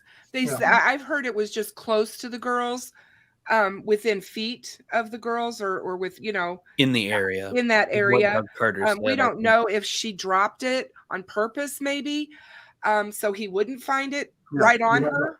Yeah, we don't know any of that. Yeah. We don't know if he took it and smashed it, maybe thinking they won't be able to get anything off of it. So if he wasn't tech savvy, being an older man, sometimes that's true. Yeah, but you are though, Steve. You've done very well. You're doing this, and that's. But you might not have understood that, like, smashing a phone doesn't do anything. We don't know if he knew there was a phone for sure, Joe. We don't know. But I guarantee you he knew as soon as he saw his picture. So if I'm holding a phone like this, you don't know I'm recording. I'm not recording it, but you don't. I mean, you just think, oh, girls holding the phone. You might not necessarily know. We're gonna find out. Oh yeah, for sure. But if you pointed a phone at me and I was committing a crime, I would go to the first police officer and say, yes, I was in the area. They probably have a picture of me. Yeah. Yep. And like I said, I really believe that that's why he did that, because he saw his picture and he's like, knew a picture was taken of it. Or knew. And then, and then after he talks to them and they never really question him deeply or suspect him, he's like, dang, I got away with this. Because, he's sitting here looking at the investigation. He's watching like we are. He is.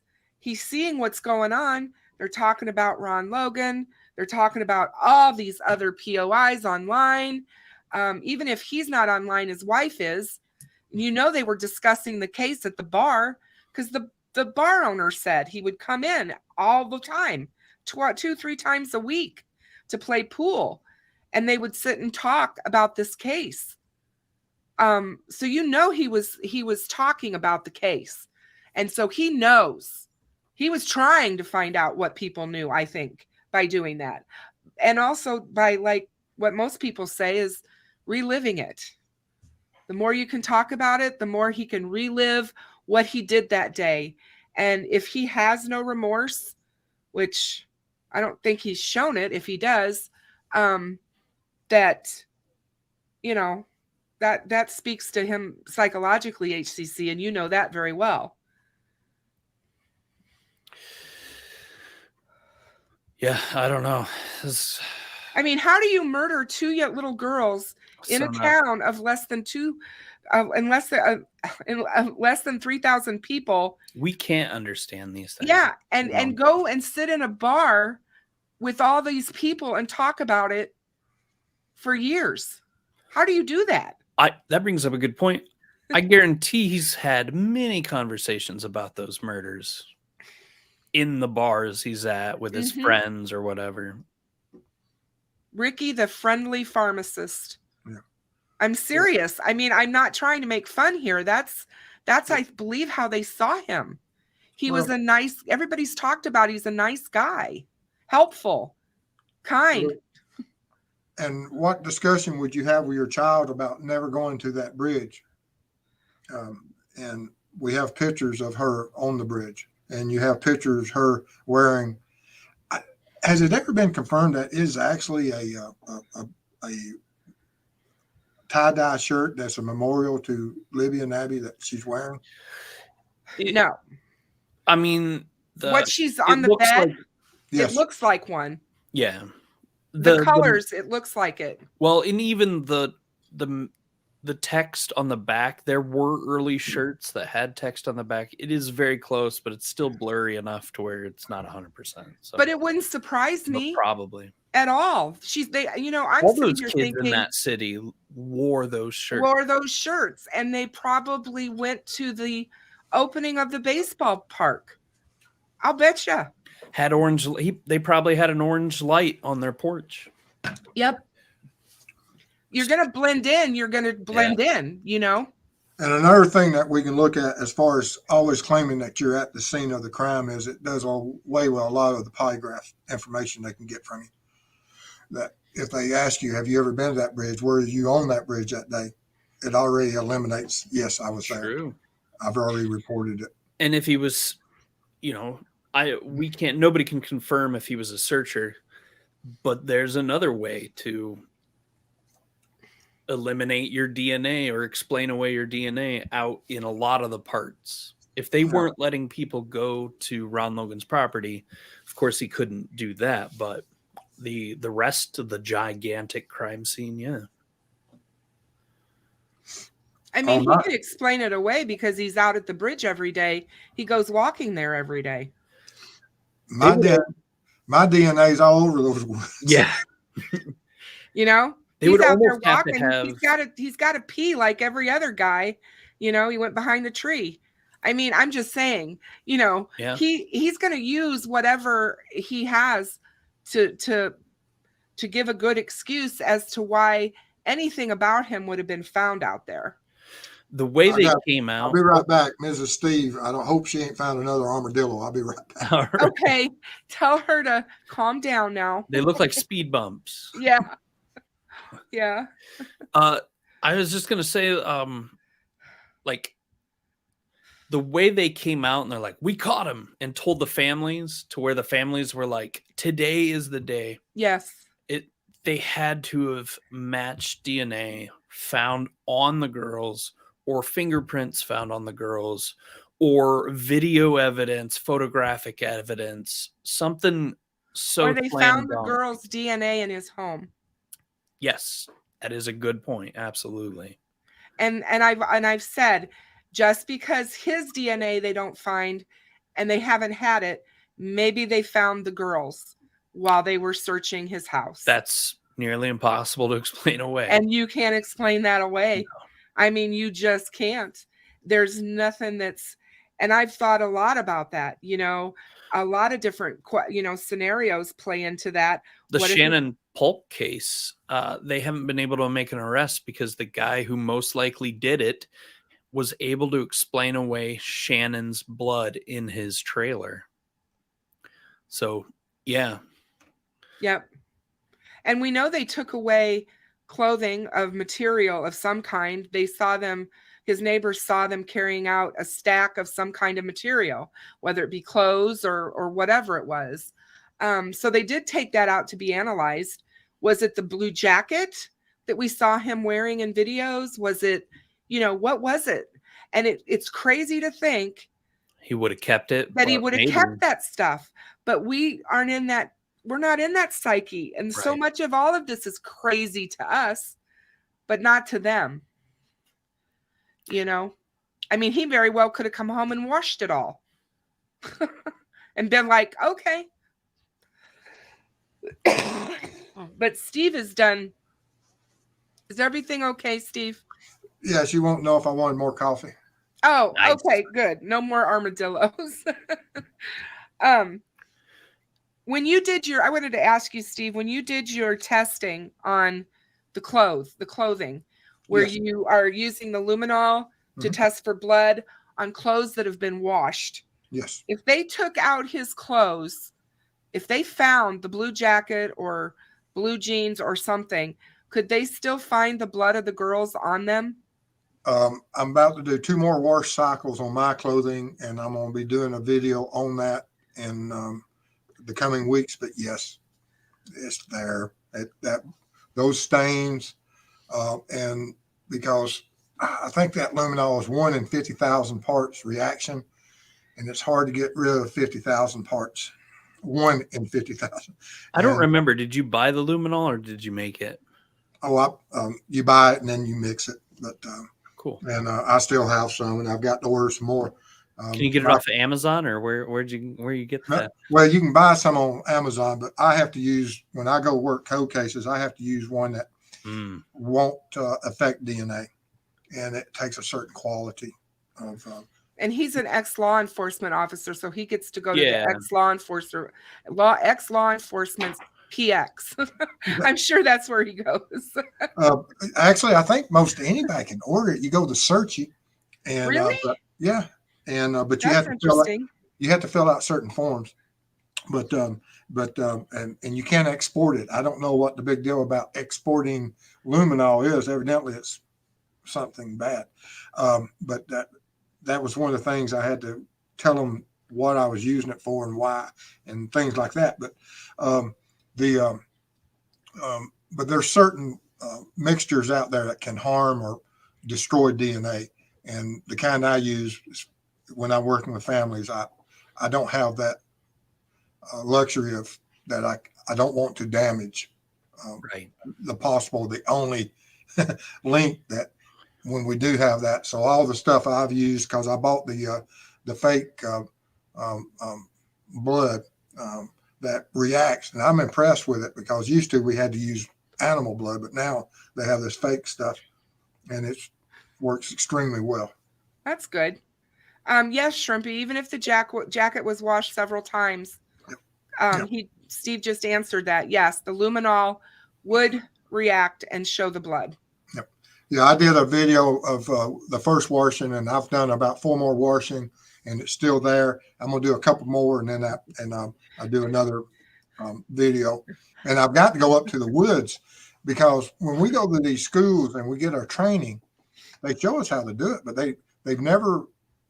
And I'm sure the body farm in Tennessee knows how long luminol will work outdoors in the rain and in natural degrading of what would happen on those trees if there was blood spatter on those trees. And so I've got to go and reprocess my crime scene.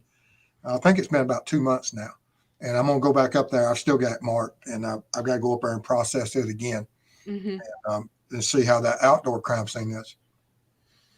Melissa says it's weird because most blood comes right out when you wash, but she's not understanding that you're not getting the blood out.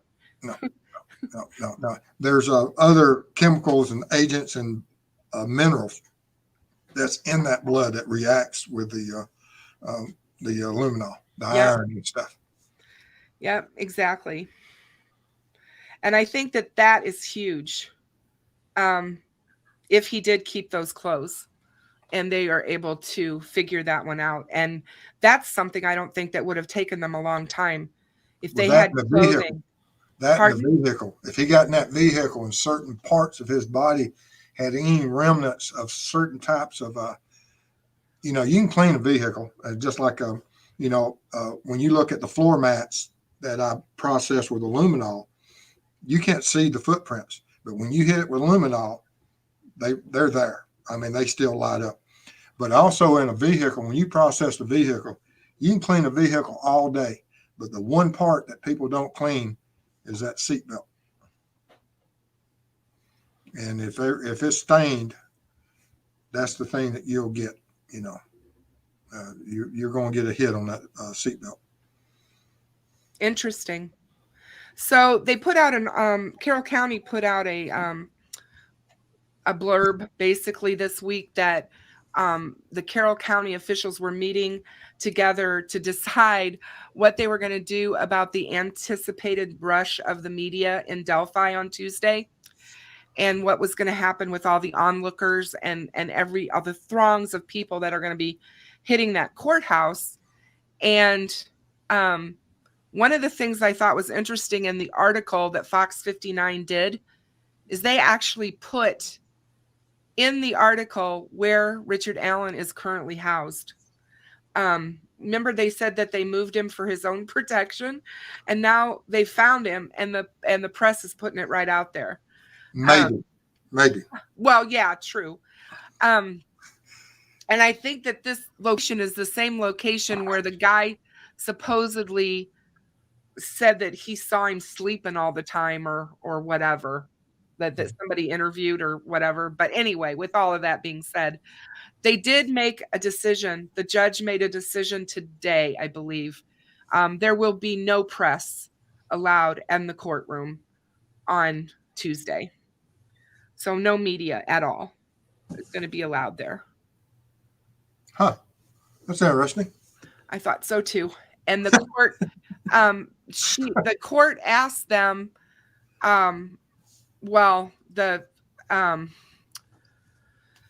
Wish TV, sorry, asked them when they were talking or whatever on whether or not, since they're not going to allow them to be there or whatever, they had asked if the probable cause document was going to be released, how soon would they be able to have access to it? And that was also not made clear.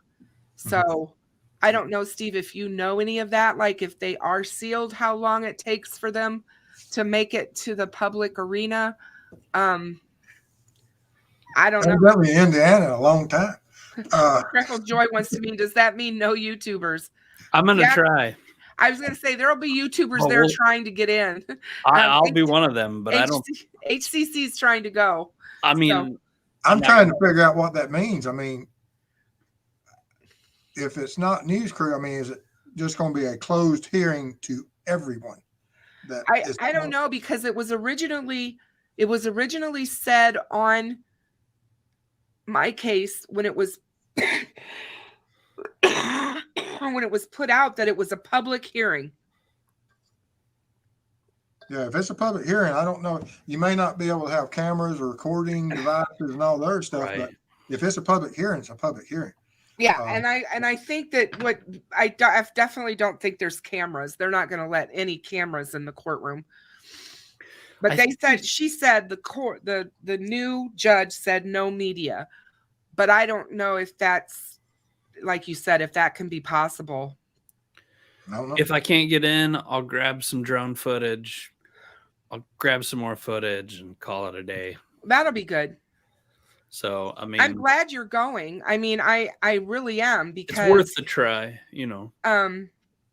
There's only a few people that I trust to be there and give us the scoop, and you're one of them. It's important to feel like when I was at the press conference, it was interesting to physically feel like how the room.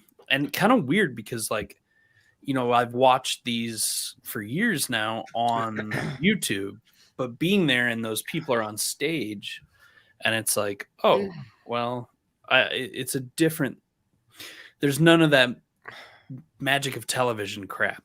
It's just you're a person in a crowd at an event and you can't really see anything in the crowd because the cameras block everything. But people are like standing up. I was more interested in the crowd, and you know, the entire family was on my left, right? All of them. And it was, that press conference was for them mostly. Exactly, as it should be. That was the reason for everything. The whole case is about them. It's not about us. Right. I get why we want to know and everything for their, well, you know, the community, because the community wants to feel safe. Exactly. They can't feel safe until this monster is caught. And I know Tobe said that the community can be, whatever he said about the community not feeling unsafe, but man, that guy at any time could have just murdered somebody else. Yeah. And who knows? And is that maybe true? He did. Yeah, who knows? True. Because I mean, you're dealing with an individual that, if he is involved in this, he went back to his job and did his job every day, and in the exact same manner he did it the day before. Stared family members in the face and talked right to them. Yeah. If he is the one involved, then that's what he did. Within days, if he's the person who did this, within days of doing it, he looked Tara German right in the eye with the pictures he developed for her of the girls for the memorial service and said, no charge. And then we look at, and psychopaths look at fear different than we do. Yep. And so we have to look at we have to look at that. If he is the one responsible, when he did see his picture on the bridge, he still went about his job just like he did the week before. And no one noticed. Nope. And that's handling, you know, Immense if stress. I saw my picture on there, they'd just be a missing person report. You would never see me again. And you have to, that he was able to do that he still went about his job, if that is him, and no one knew the difference of his behavior prior to or after. I can't imagine. Like, I'm worried I'm going to say something stupid and end up the idiot of the day on Gray Hughes's channel. You're so funny. You're so funny. You could never be considered stupid. Quit it. Well, so not everybody feels that way, but thank you. You're welcome. Now, what was you stupid about with Gray Hughes? No, I was just saying. One of these. We're all stupid. We're all stupid in Gray Hughes's eyes. What are you saying? I just make jokes. I'm just kidding. No, like, because us normal people, we get nervous about, just things like this. Talking on YouTube is, some people will never be able to do it.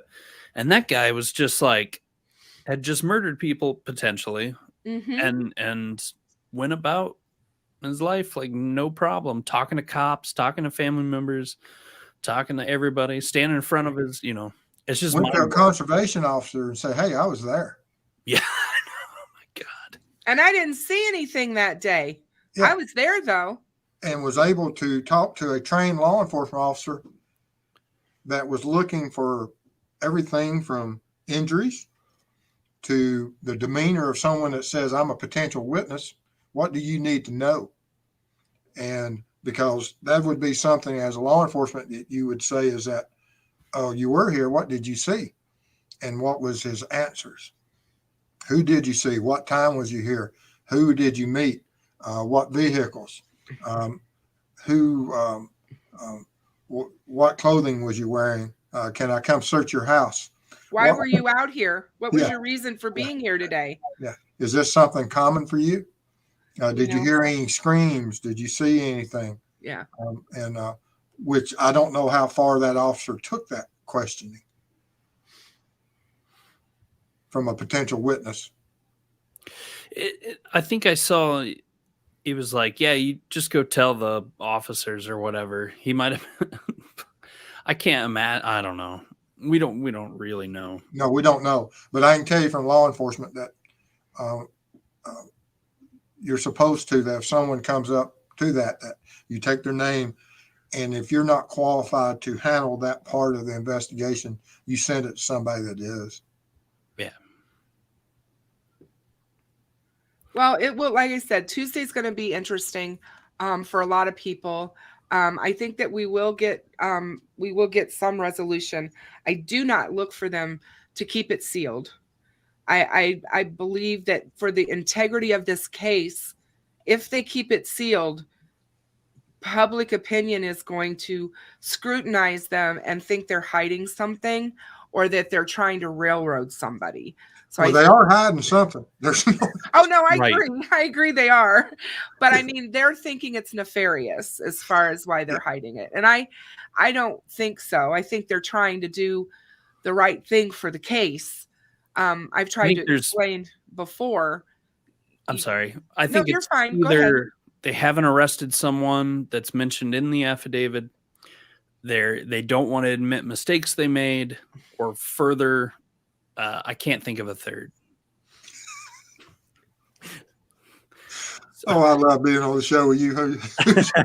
Isn't he hilarious? I got 3 reasons. I can't give you 3. There's not, just 2. I just can give you 2. Oh, that's funny. Yeah. Or other. I think the third is other that I can't come up with. But we'll go with that. Do you? Great, I derailed this whole thing. No, that's all right. Yeah. So the embarrassment factor, like, I get that potentially. They knew about this guy very early on. They had it sitting, but they had 70,000 tips. I mean, it's going to be difficult. I don't put any negative, thing on anything, considering how crazy this was. And if they're trying to make an arrest for somebody else before they release some names or something, maybe. It doesn't seem that way necessarily. Okay. I got a question for each of y'all. Of those 70,000 tips, how many tips you think, Kristen, are towards Richard Allen of the 70,000? Give me a 10, 100. How many of those tips of the 70,000 are related to Richard Allen? Oh, I say it's less than 10. How about you, Hoosier? I'm at 6. Okay. So we're at 6,000 or 69,990 tips for other possible offenders. Yeah. That the prosecution has got to overcome. Yeah. Because again, you only have to convince one juror. Mm-hmm. Yeah. One Why juror. are these 10 people right and these 69,990 are wrong? It's a hard case for the prosecution. Very uphill battle. I think Mike Patty said it well. Mike Patty said, we are starting the next phase of this battle. And they know that. They're at the top of the hill, but there's another hill to climb. And it's the truth. Maybe they don't want to taint jury selection with the release of the probable cause. Most definitely they don't. Well, if that was the case, then all cases would be sealed. But yeah. Okay, fair. Do you think they'll try to change venue? Absolutely. You don't have the resources to even house a sequestered jury. You're pretty close from there, aren't you, Hughes? Yes. And had you ever had any interaction with him by chance in that part of? Potentially. I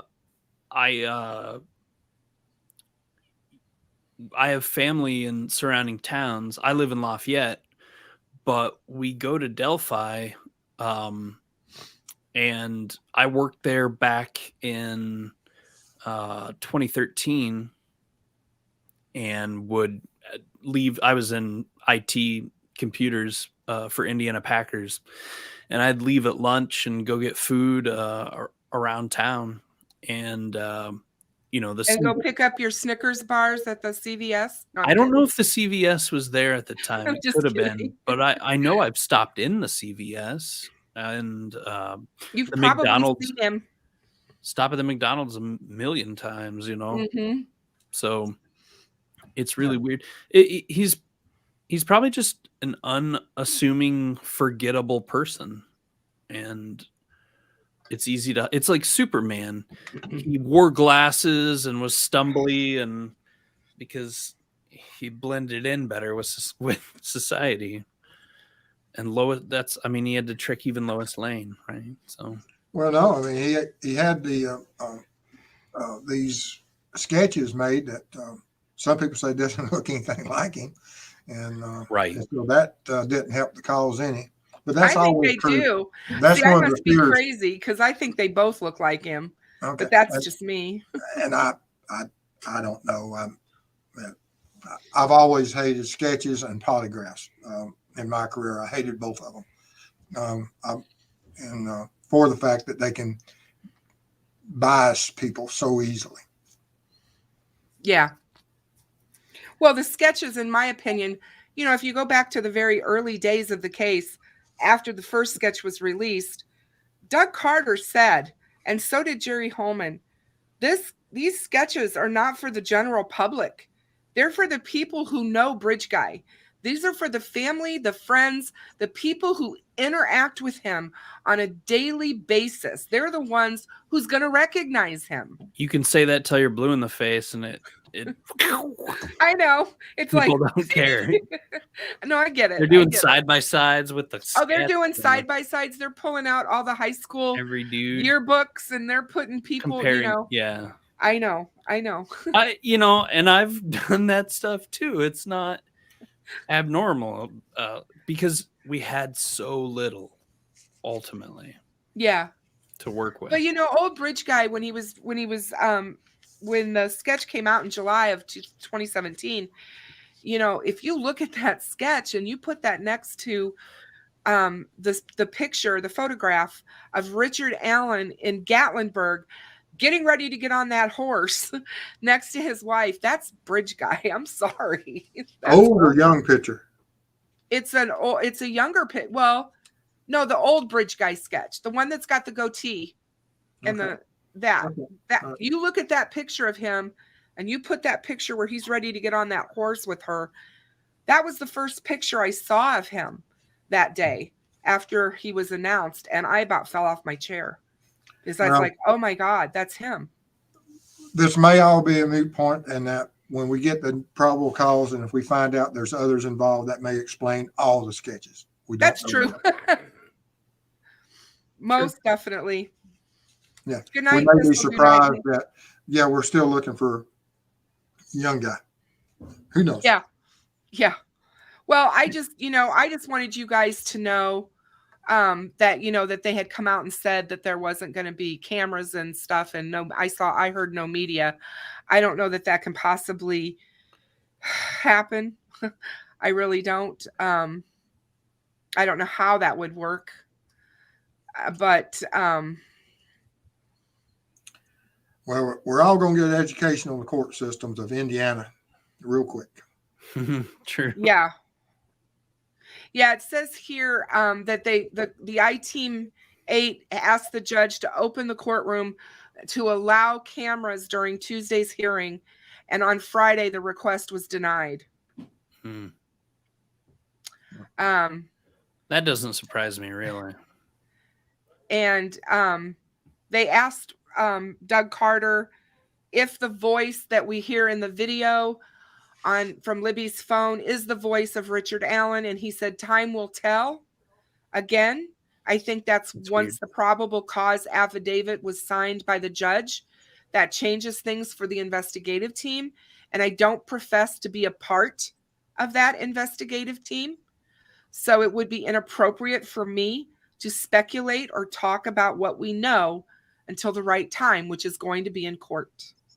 Well, the forensics of the voice analysis is known by the proper authorities, and that will be extremely interesting. And that will be, he's probably saying, is the jury going to, how they're going to evaluate that evidence, because that's there. It's already been done. Oh yeah. Yeah, I would imagine. I could be absolutely wrong, but if they haven't already done that, then they're in a hard place. No, I can't even imagine that a judge would have signed off if they don't have. Yeah, because if that voice analysis is not his, exculpatory evidence has to be given, and that has to be brought into court. Right.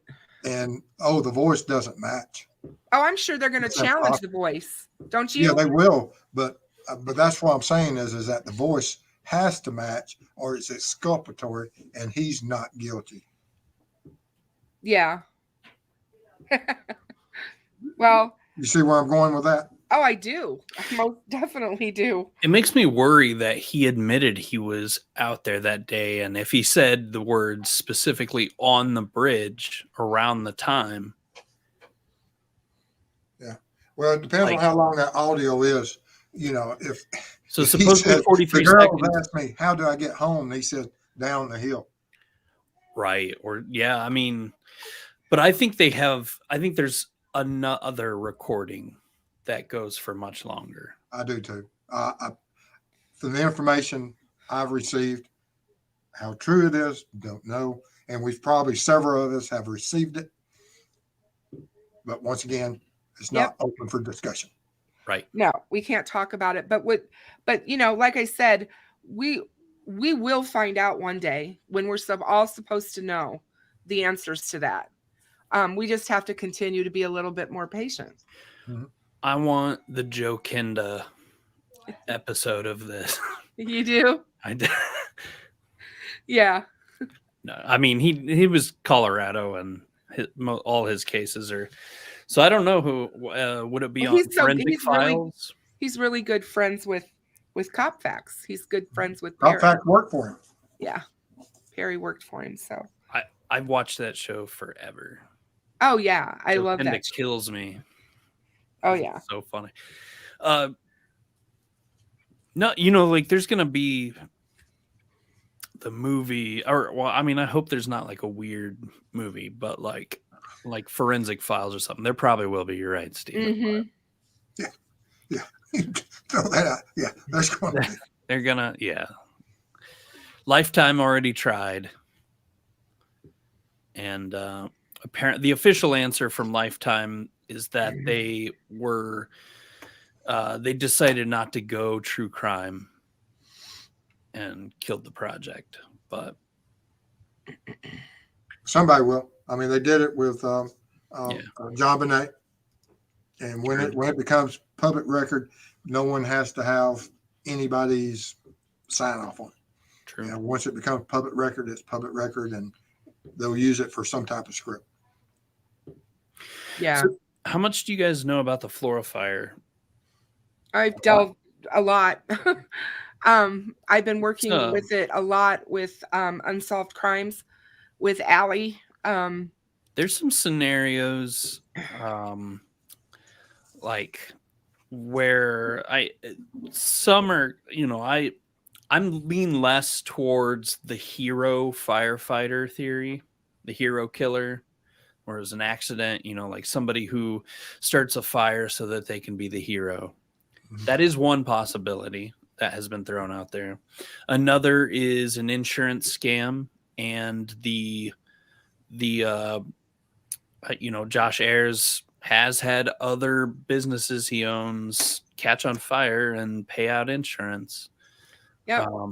There's racist overtones in some of the theories. So I'm curious, Steve, to hear, what do you think is most likely? Accidental?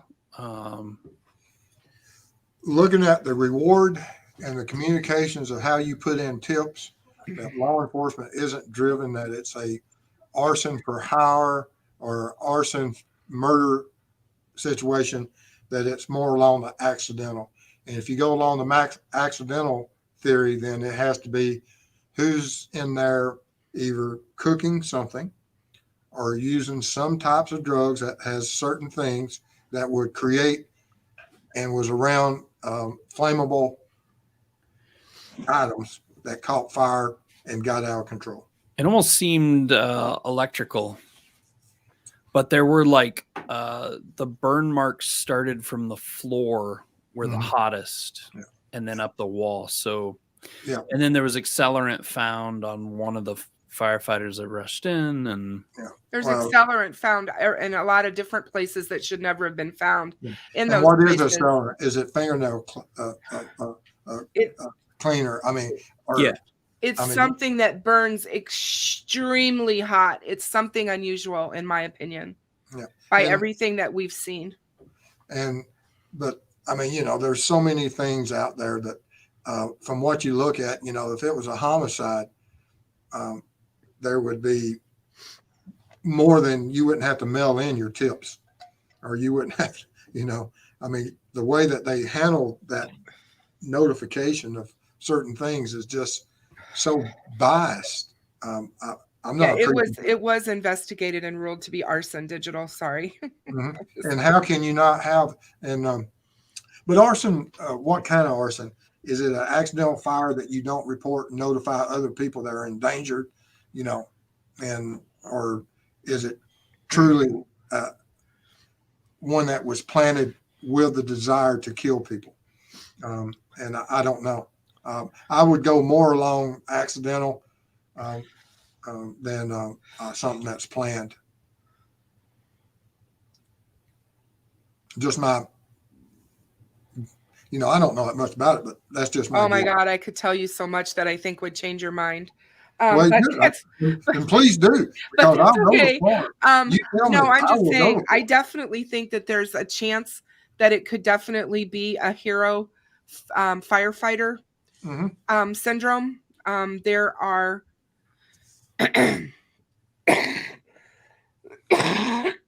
There are individuals in the Randall family that went to prison for arson. And my explanation about the accidental thing is that, okay, you're there and you're using drugs and you start a fire accidentally, and then you don't warn the other people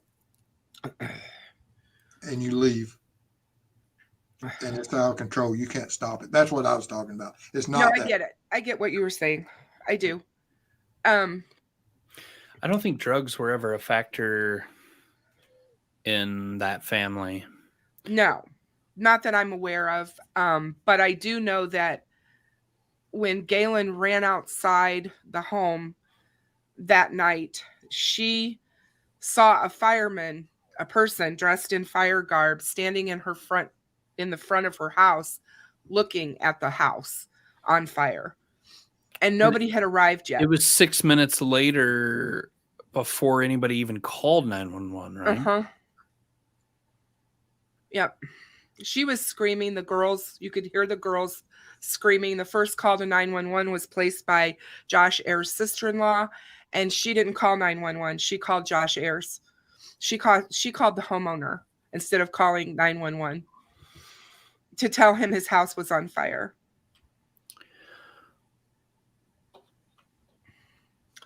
So they won't release the 911 call for whatever reason, and I think that is ridiculous, but they won't release it. They went to court and spent a ton of money to keep that 911 call under seal. And I'm talking a lot of money to keep it out of the public. And I do know, just from everything that Allie and I have been doing and investigating, the fire data that Allie and I have uncovered in the 6 county areas surrounding Carroll cannot be dismissed. There is something going on there with unsolved fires, undetermined causes that have resulted in the death of female children at a rate that is unfathomable based on the data of what it should be. Over a 30-year period, there should have been 1 death in Flora, and we have multiple deaths in Flora. Yeah, like I said, I haven't looked at it other than, heard people talk about it and everything, but the way that they're investigating it is not that they're looking at it as murders. I mean, I haven't heard the big clamor about it yet. Oh, no. I mean, like I said, that was one of the things that we've all complained about, because it was determined arson. It was determined. Well, they had to bring in an external experts. Yes, they did. Because at first they ruled it, like the locals ruled it something else, didn't they? Yes, they ruled it undetermined, and basically said that they thought it was the refrigerator or the stove that caused the fire. But that's not what has been proven. That's not what was eventually proven 2 months later. In January of 2017 is when they came out and ruled it an arson. And it was a private arson investigator who came out and said that the whole thing was handled wrong from the very beginning, the investigation of the fire. And as we know, Randall was the head fire guy for the state of Indiana, who came out and did the assessment of the fire, and he tried to tell them, but nobody in upper echelon, whoever would listen to him, and basically they ended up pushing him out, and he left. He resigned. I'm trying to think of the last time I heard of anyone dying in a fire in where I'm at. The statistics in this country are very low for dying in house fires, because The building codes have been upgraded so well, and people get out. It's most of the time when we hear about them, they're in underprivileged or low income homes, where they may not have smoke detectors, but see people who own homes and then rent them out, it's their responsibility to make sure that those things are working and are in the homes.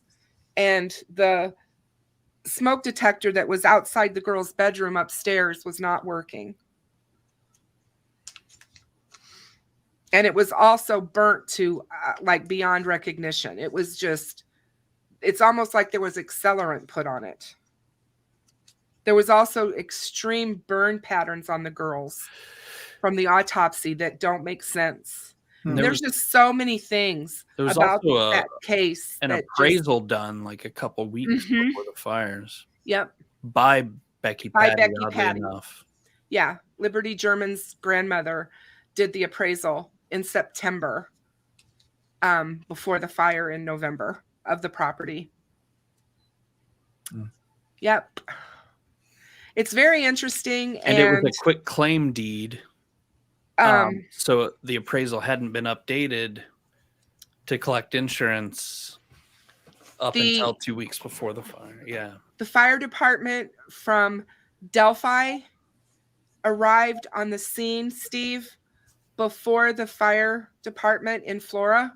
And the Flora Fire Department is 500 yards from the house. Well, I can tell you about fires and arsons.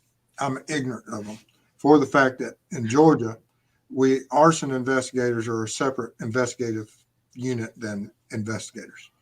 They're a specialized investigative team, and they look at them. And I would be surprised if that's not the case in Indiana, that you would have that. No, they in Indiana, they also have a state fire marshal. That's who came out to do the assessment for the arson investigation, was their state fire marshal. Okay. And his and that's team. the same here. You have your, that's what they do. You have your own arson. GBI has their own arson investigators here, and they would work. We had a single investigator in our, because most arsons are vehicle car fires, arsons. Very few homes here. Most of them were car fires because everybody wants to burn cars evidently here. And, but we didn't have nothing like what y'all would have up there with the homes that are heated with wood and things, I would imagine. Right. Charles, the Flora house was appraised by Becky Patty in September of 2016, a month and a half before the fire happened. David Erskine was one of the firefighters that was there also. Yes. Also,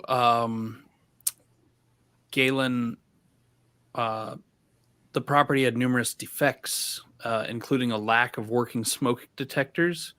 They had non-functioning electrical outlets in the kitchen, a water leak in the kitchen ceiling, and problems with the range. Yes. Additionally, they had non-function locks for the garage and back door leading into the property. And she had called the owner. Galen had reported this to him just a week before this all happened, that the back door was not locking, which left her and her girls very vulnerable. Obviously, single mom living in a house, with 4 young girls and not able to lock your back door. The back door was wide open when they arrived for the fire. So I'm assuming whoever did this came in through the back door, and left through the back door. But the other thing that bothered me about this whole thing with the fire is that the firemen, when they arrived on scene, started breaking out all the windows and downstairs especially. And I'm like, just from what I know about fire, that'd be the last thing you'd want to do, because that's going to let in oxygen and make the fire go crazy. The owner had a warehouse that had burnt previously, and they also owned the hardware store in Delphi and Flora. Yeah, his family. Yeah. His Or partner. is he? Well, I mean, there's several different reasons why you would have multiple properties burning down. Either you're doing them or you have enemies that hate you. Yeah. Exactly. Yeah. Oh, I don't think he's a very well-liked person. That's just Okay. my opinion. He also So- sat on the board. He was the president of the city council for Yes. Flora. At the time. And I don't know, did the house look like it was abandoned? The house looks Mm. dilapidated to me. It's one of Yeah. these 2 3-story old farmhouse type It was looking slumlord houses. situation. Yeah. Well, I was just asking, is it something that someone could have mistaken as a unoccupied dwelling? There was a second. I mean, it was two separate. I don't think so, because No, there were when you have 2 little separate. kids, right? There's crap all over your yard. They had toys all over. There were toys all Yeah. over the front porch. There were toys in the backyard. The other woman that lived there with her child, that she lived in the upstairs other Second- apartment Third floor, yeah. on the 3rd floor that came, and her walk up was on the side where the back door was to Galen's apartment that was left open, and you had to go up these stairs to enter her apartment. Her and her daughter got out safely that night. But the only exit from the 2nd floor where the girls were was down through the For ground floor. Yeah, through the They, first they floor. were trapped. They were trapped in their bedrooms Yeah. or in their bedroom. Yeah, I And the just didn't know- windows had if you just were- been replaced in the house Yeah. as well. I just didn't know if what was the weather like that night, and if you're homeless and you don't have any place to sleep, and you walk around and there's a door open, would you? Transients in Flora, I bet, are none, Okay. because How's homeless? right, the homeless, I don't think so. It's a very small town. I would even say 1,800. half the size of It's Delphi. 18 to 1,900 people. And Main Street is A blank and you're gone. yeah. You're gone. They have 2 gas stations, and then you're out past a cemetery, and then it's done. And I'm gonna next time I'm up there, I'm gonna ride through. I've been tempted to Yeah. the last 2 times. I'm gonna ride through there. And Good. I'm glad. I'd like you to see it. I know Cop Faxx went this summer with GonZo, and I have video of Perry on the porch when he was looking through the tubs of the toys that have been left all over the since the girls have passed away. No, Becky Patty was not trying to purchase the property. she's an appraiser. She's an That's her appraiser. profession. Yeah, she was just appraising it for the owner or the bank, whoever. I'm assuming it's a bank that asked for the appraisal. It'd look a lot worse if it wasn't. Right. Oh yeah, for sure. But it's just like I said, there's just so much that goes into it that a lot of people don't know, and especially about the people, the owners, the fact that there was a dentist right directly across the street who lost his entire family in a fire directly across the street. In his dental office, his wife and children burned up in that fire. There's been actually in that corner, because the house in Flora sits on the main street through Flora on a corner. And that corner has seen 8 fires. 8. You know that Anthony Schatz photo where it says Yes, room? it's in Flora. That's Flora. Yes, that's from Flora with him in the car. Driving at night in that souped up Nissan Z. Nissan, whatever. Yeah. I do know that's from Flora. now what? I hadn't heard that before. Now what? Obviously, I don't know anything about Flora. There's a souped up vehicle. The Anthony Schatz profile with the fake pictures. Uh-huh. There's one from he stole like a friend's picture of the inside of his car looking at a house, and that picture is in Flora, Indiana. You can see the house. People, web sleuthers found it and said, "My God, this is in Flora." And we were able to see the house. You can see it. My cousin lives in Flora. So Yeah. her and I were on the phone. She was Hoosier's like driving around. Hoosier's like, "That's Flora." I know where that I is. know who lives there. And it We wasn't Anthony Schatz or anything, but yeah. Okay, Yeah. well, I know I'm going now. There's a lot, Steve, I could tell you that you don't know. Oh, like I said, Allie and I need to get with you because we have a ton. And once you see it, I think it'll just, I'm wondering, we sent a lot of information to law enforcement about a month Law ago. enforcement. And state ISP. Okay, good for you. And I'm thinking that that's one of the reasons I was kind of wondering if that's why he made the trip. Because of some of the information that we sent. And it made him want to look at it and maybe just think about things. Who knows? But I'm just saying. Well, now, if what you just told me is true, and I have no reason to doubt y'all, then everything I said earlier about him just doing what I thought he was doing, take that off the board. Well, I mean. Yeah. I hear you. I hear you. Yeah. No. If we got Anthony Schatz's account with a house from Flora on the Anthony Schatz's account, then if that's well, it's true, not the Flora house it's not the house where it's not the house where the girls burnt down. But it doesn't matter. It doesn't matter. It's still a house in Flora. Okay. Right. Yeah. Exactly. Okay. Of all the places in the United States for Anthony Schatz that we've took a picture from a guy from Alaska, but we take a picture of a house in Flora. Less than 1%. Why would you even connect those two? They might have been the only one. It's such a small town. Yeah. I mean, it's so small. The KKK is still, originated in Kokomo, Indiana. It's like. But to take the picture of the house, and he took, from what you're saying is he took a vehicle and went to Flora and took a picture through the windshield. Yes. And was using it to as one of his lies that he was rich. And it wasn't even like but it wasn't about the house. It was just about the fact that he was driving this souped up Nissan. car. Yeah. Kind of. But now I understand why Doug Carter's in Flora. Yeah, exactly. Yeah, it has nothing with doing that. I just in the area and making best use of my time. No, we've got issues here. Yeah, there's something. Yep.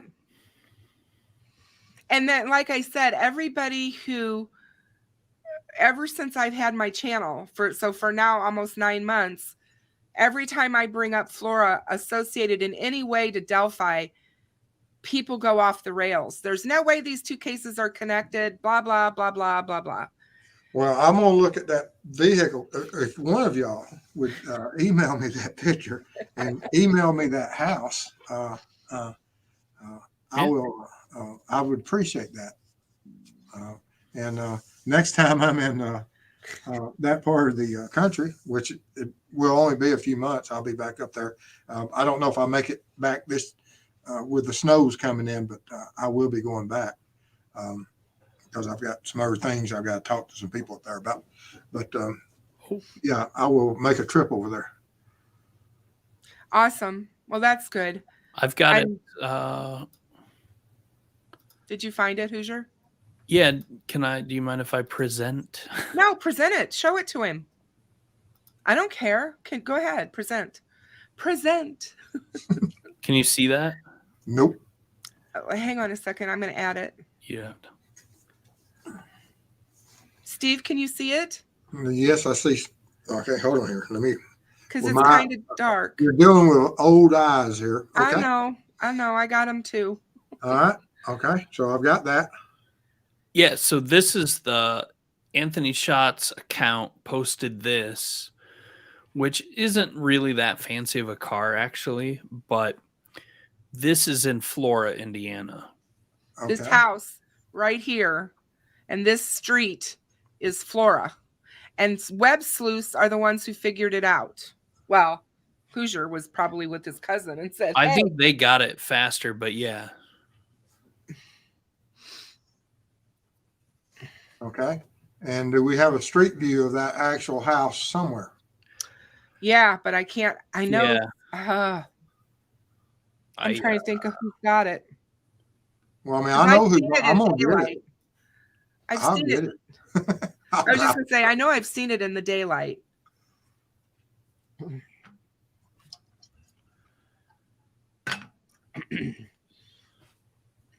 Huh. Yeah, I can see the just ignore what I said earlier. I was ignorant. No, you're not ignorant. You just when I said that Doug Carter was up there just because. No, I understand why we got tentacles now.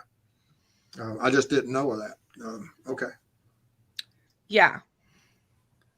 So, like I said, you know, the tentacles. It makes you just wonder how far-reaching all of this stuff truly is, and what is it that we're missing, or because it's not close to Peru. I mean, you can say that Flora is in the same state, but what is the draw to Flora? Is Flora southeast of Delphi? 503 South Center Street. Did you hear that, Steve? 503 South Center Street. Flora, Indiana. That's where that house is that we just looked at? Yeah. Okay. All right. Yeah. And we'll somebody get a picture of that sent to me or something if we can get a daylight picture of it. I mean, like I said, there's a lot, and I do have the picture. Yeah, I'll send it to you. All right, thank you, Steve at truecrimeweb.com. Awesome. I'm sure you already know that. I don't. Yeah, we've shared before. Yeah. No, no. You're fine.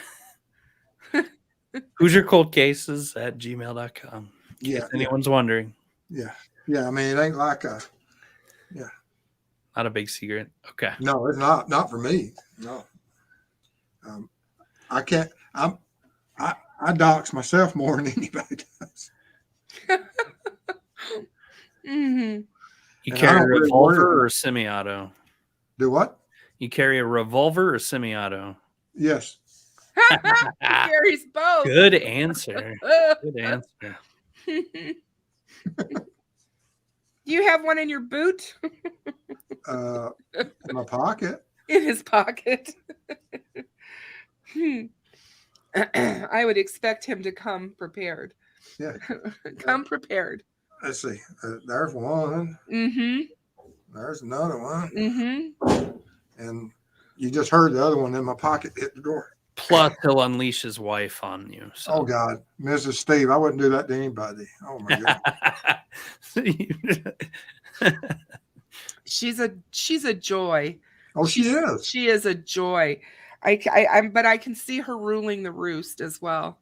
Absolutely. She's the reason I carry a gun. I love it. I love it. I'm surprised that she didn't really get after you, finding out that you were thinking about going across that bridge.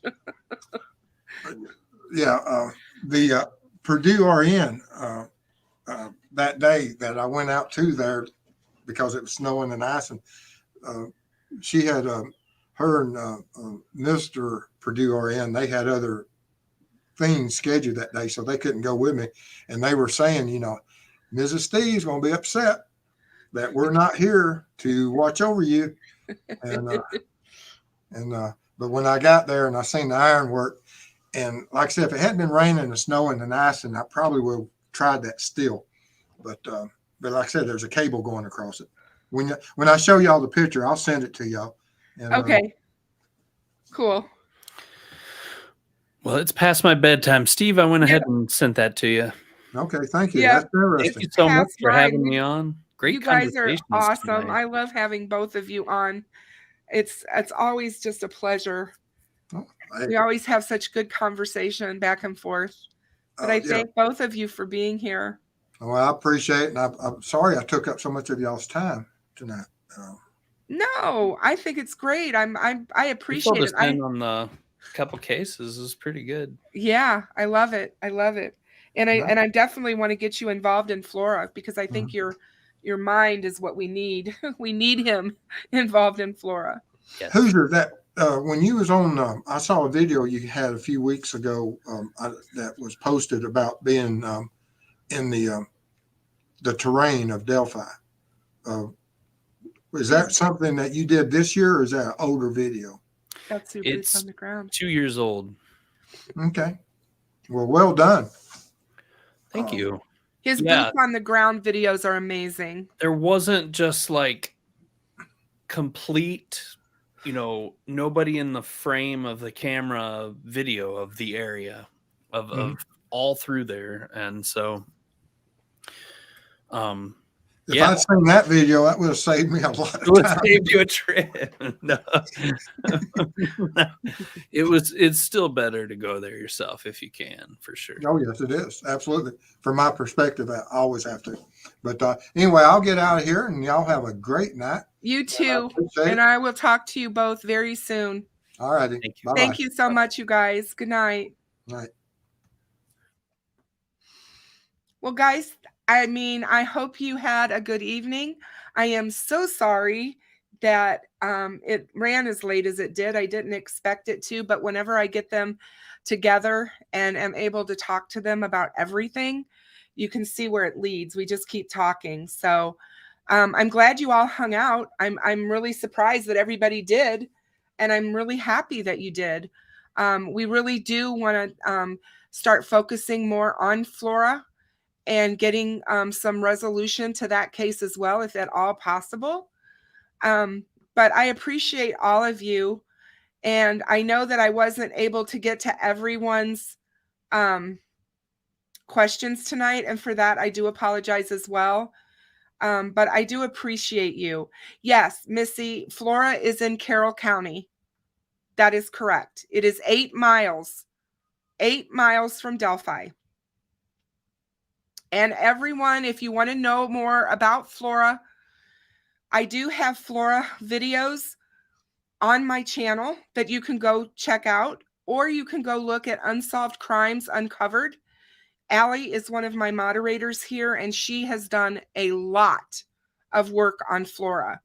And she has some really great videos that will get you up to speed. I dropped a Flora video tonight, but the ones that Allie put out has all the data behind the fires and all of the suspiciousness around them all. Much love to all of my moderators. Maria, thank you so much for hanging out with me and being here. And John, as always, big hugs to you. Tech Death, if you're still around, thank you so much. I appreciate all of you guys so very much. Please like and subscribe. Make sure you hit the bell so that you can see when I go live next. And I will talk to you guys later. And it will be on Tuesday that I will see you all again, as we are all anxious to find out what's going to happen in court. Everyone have a great rest of your weekend, please. And everybody be safe and always be kind. Good night, everybody.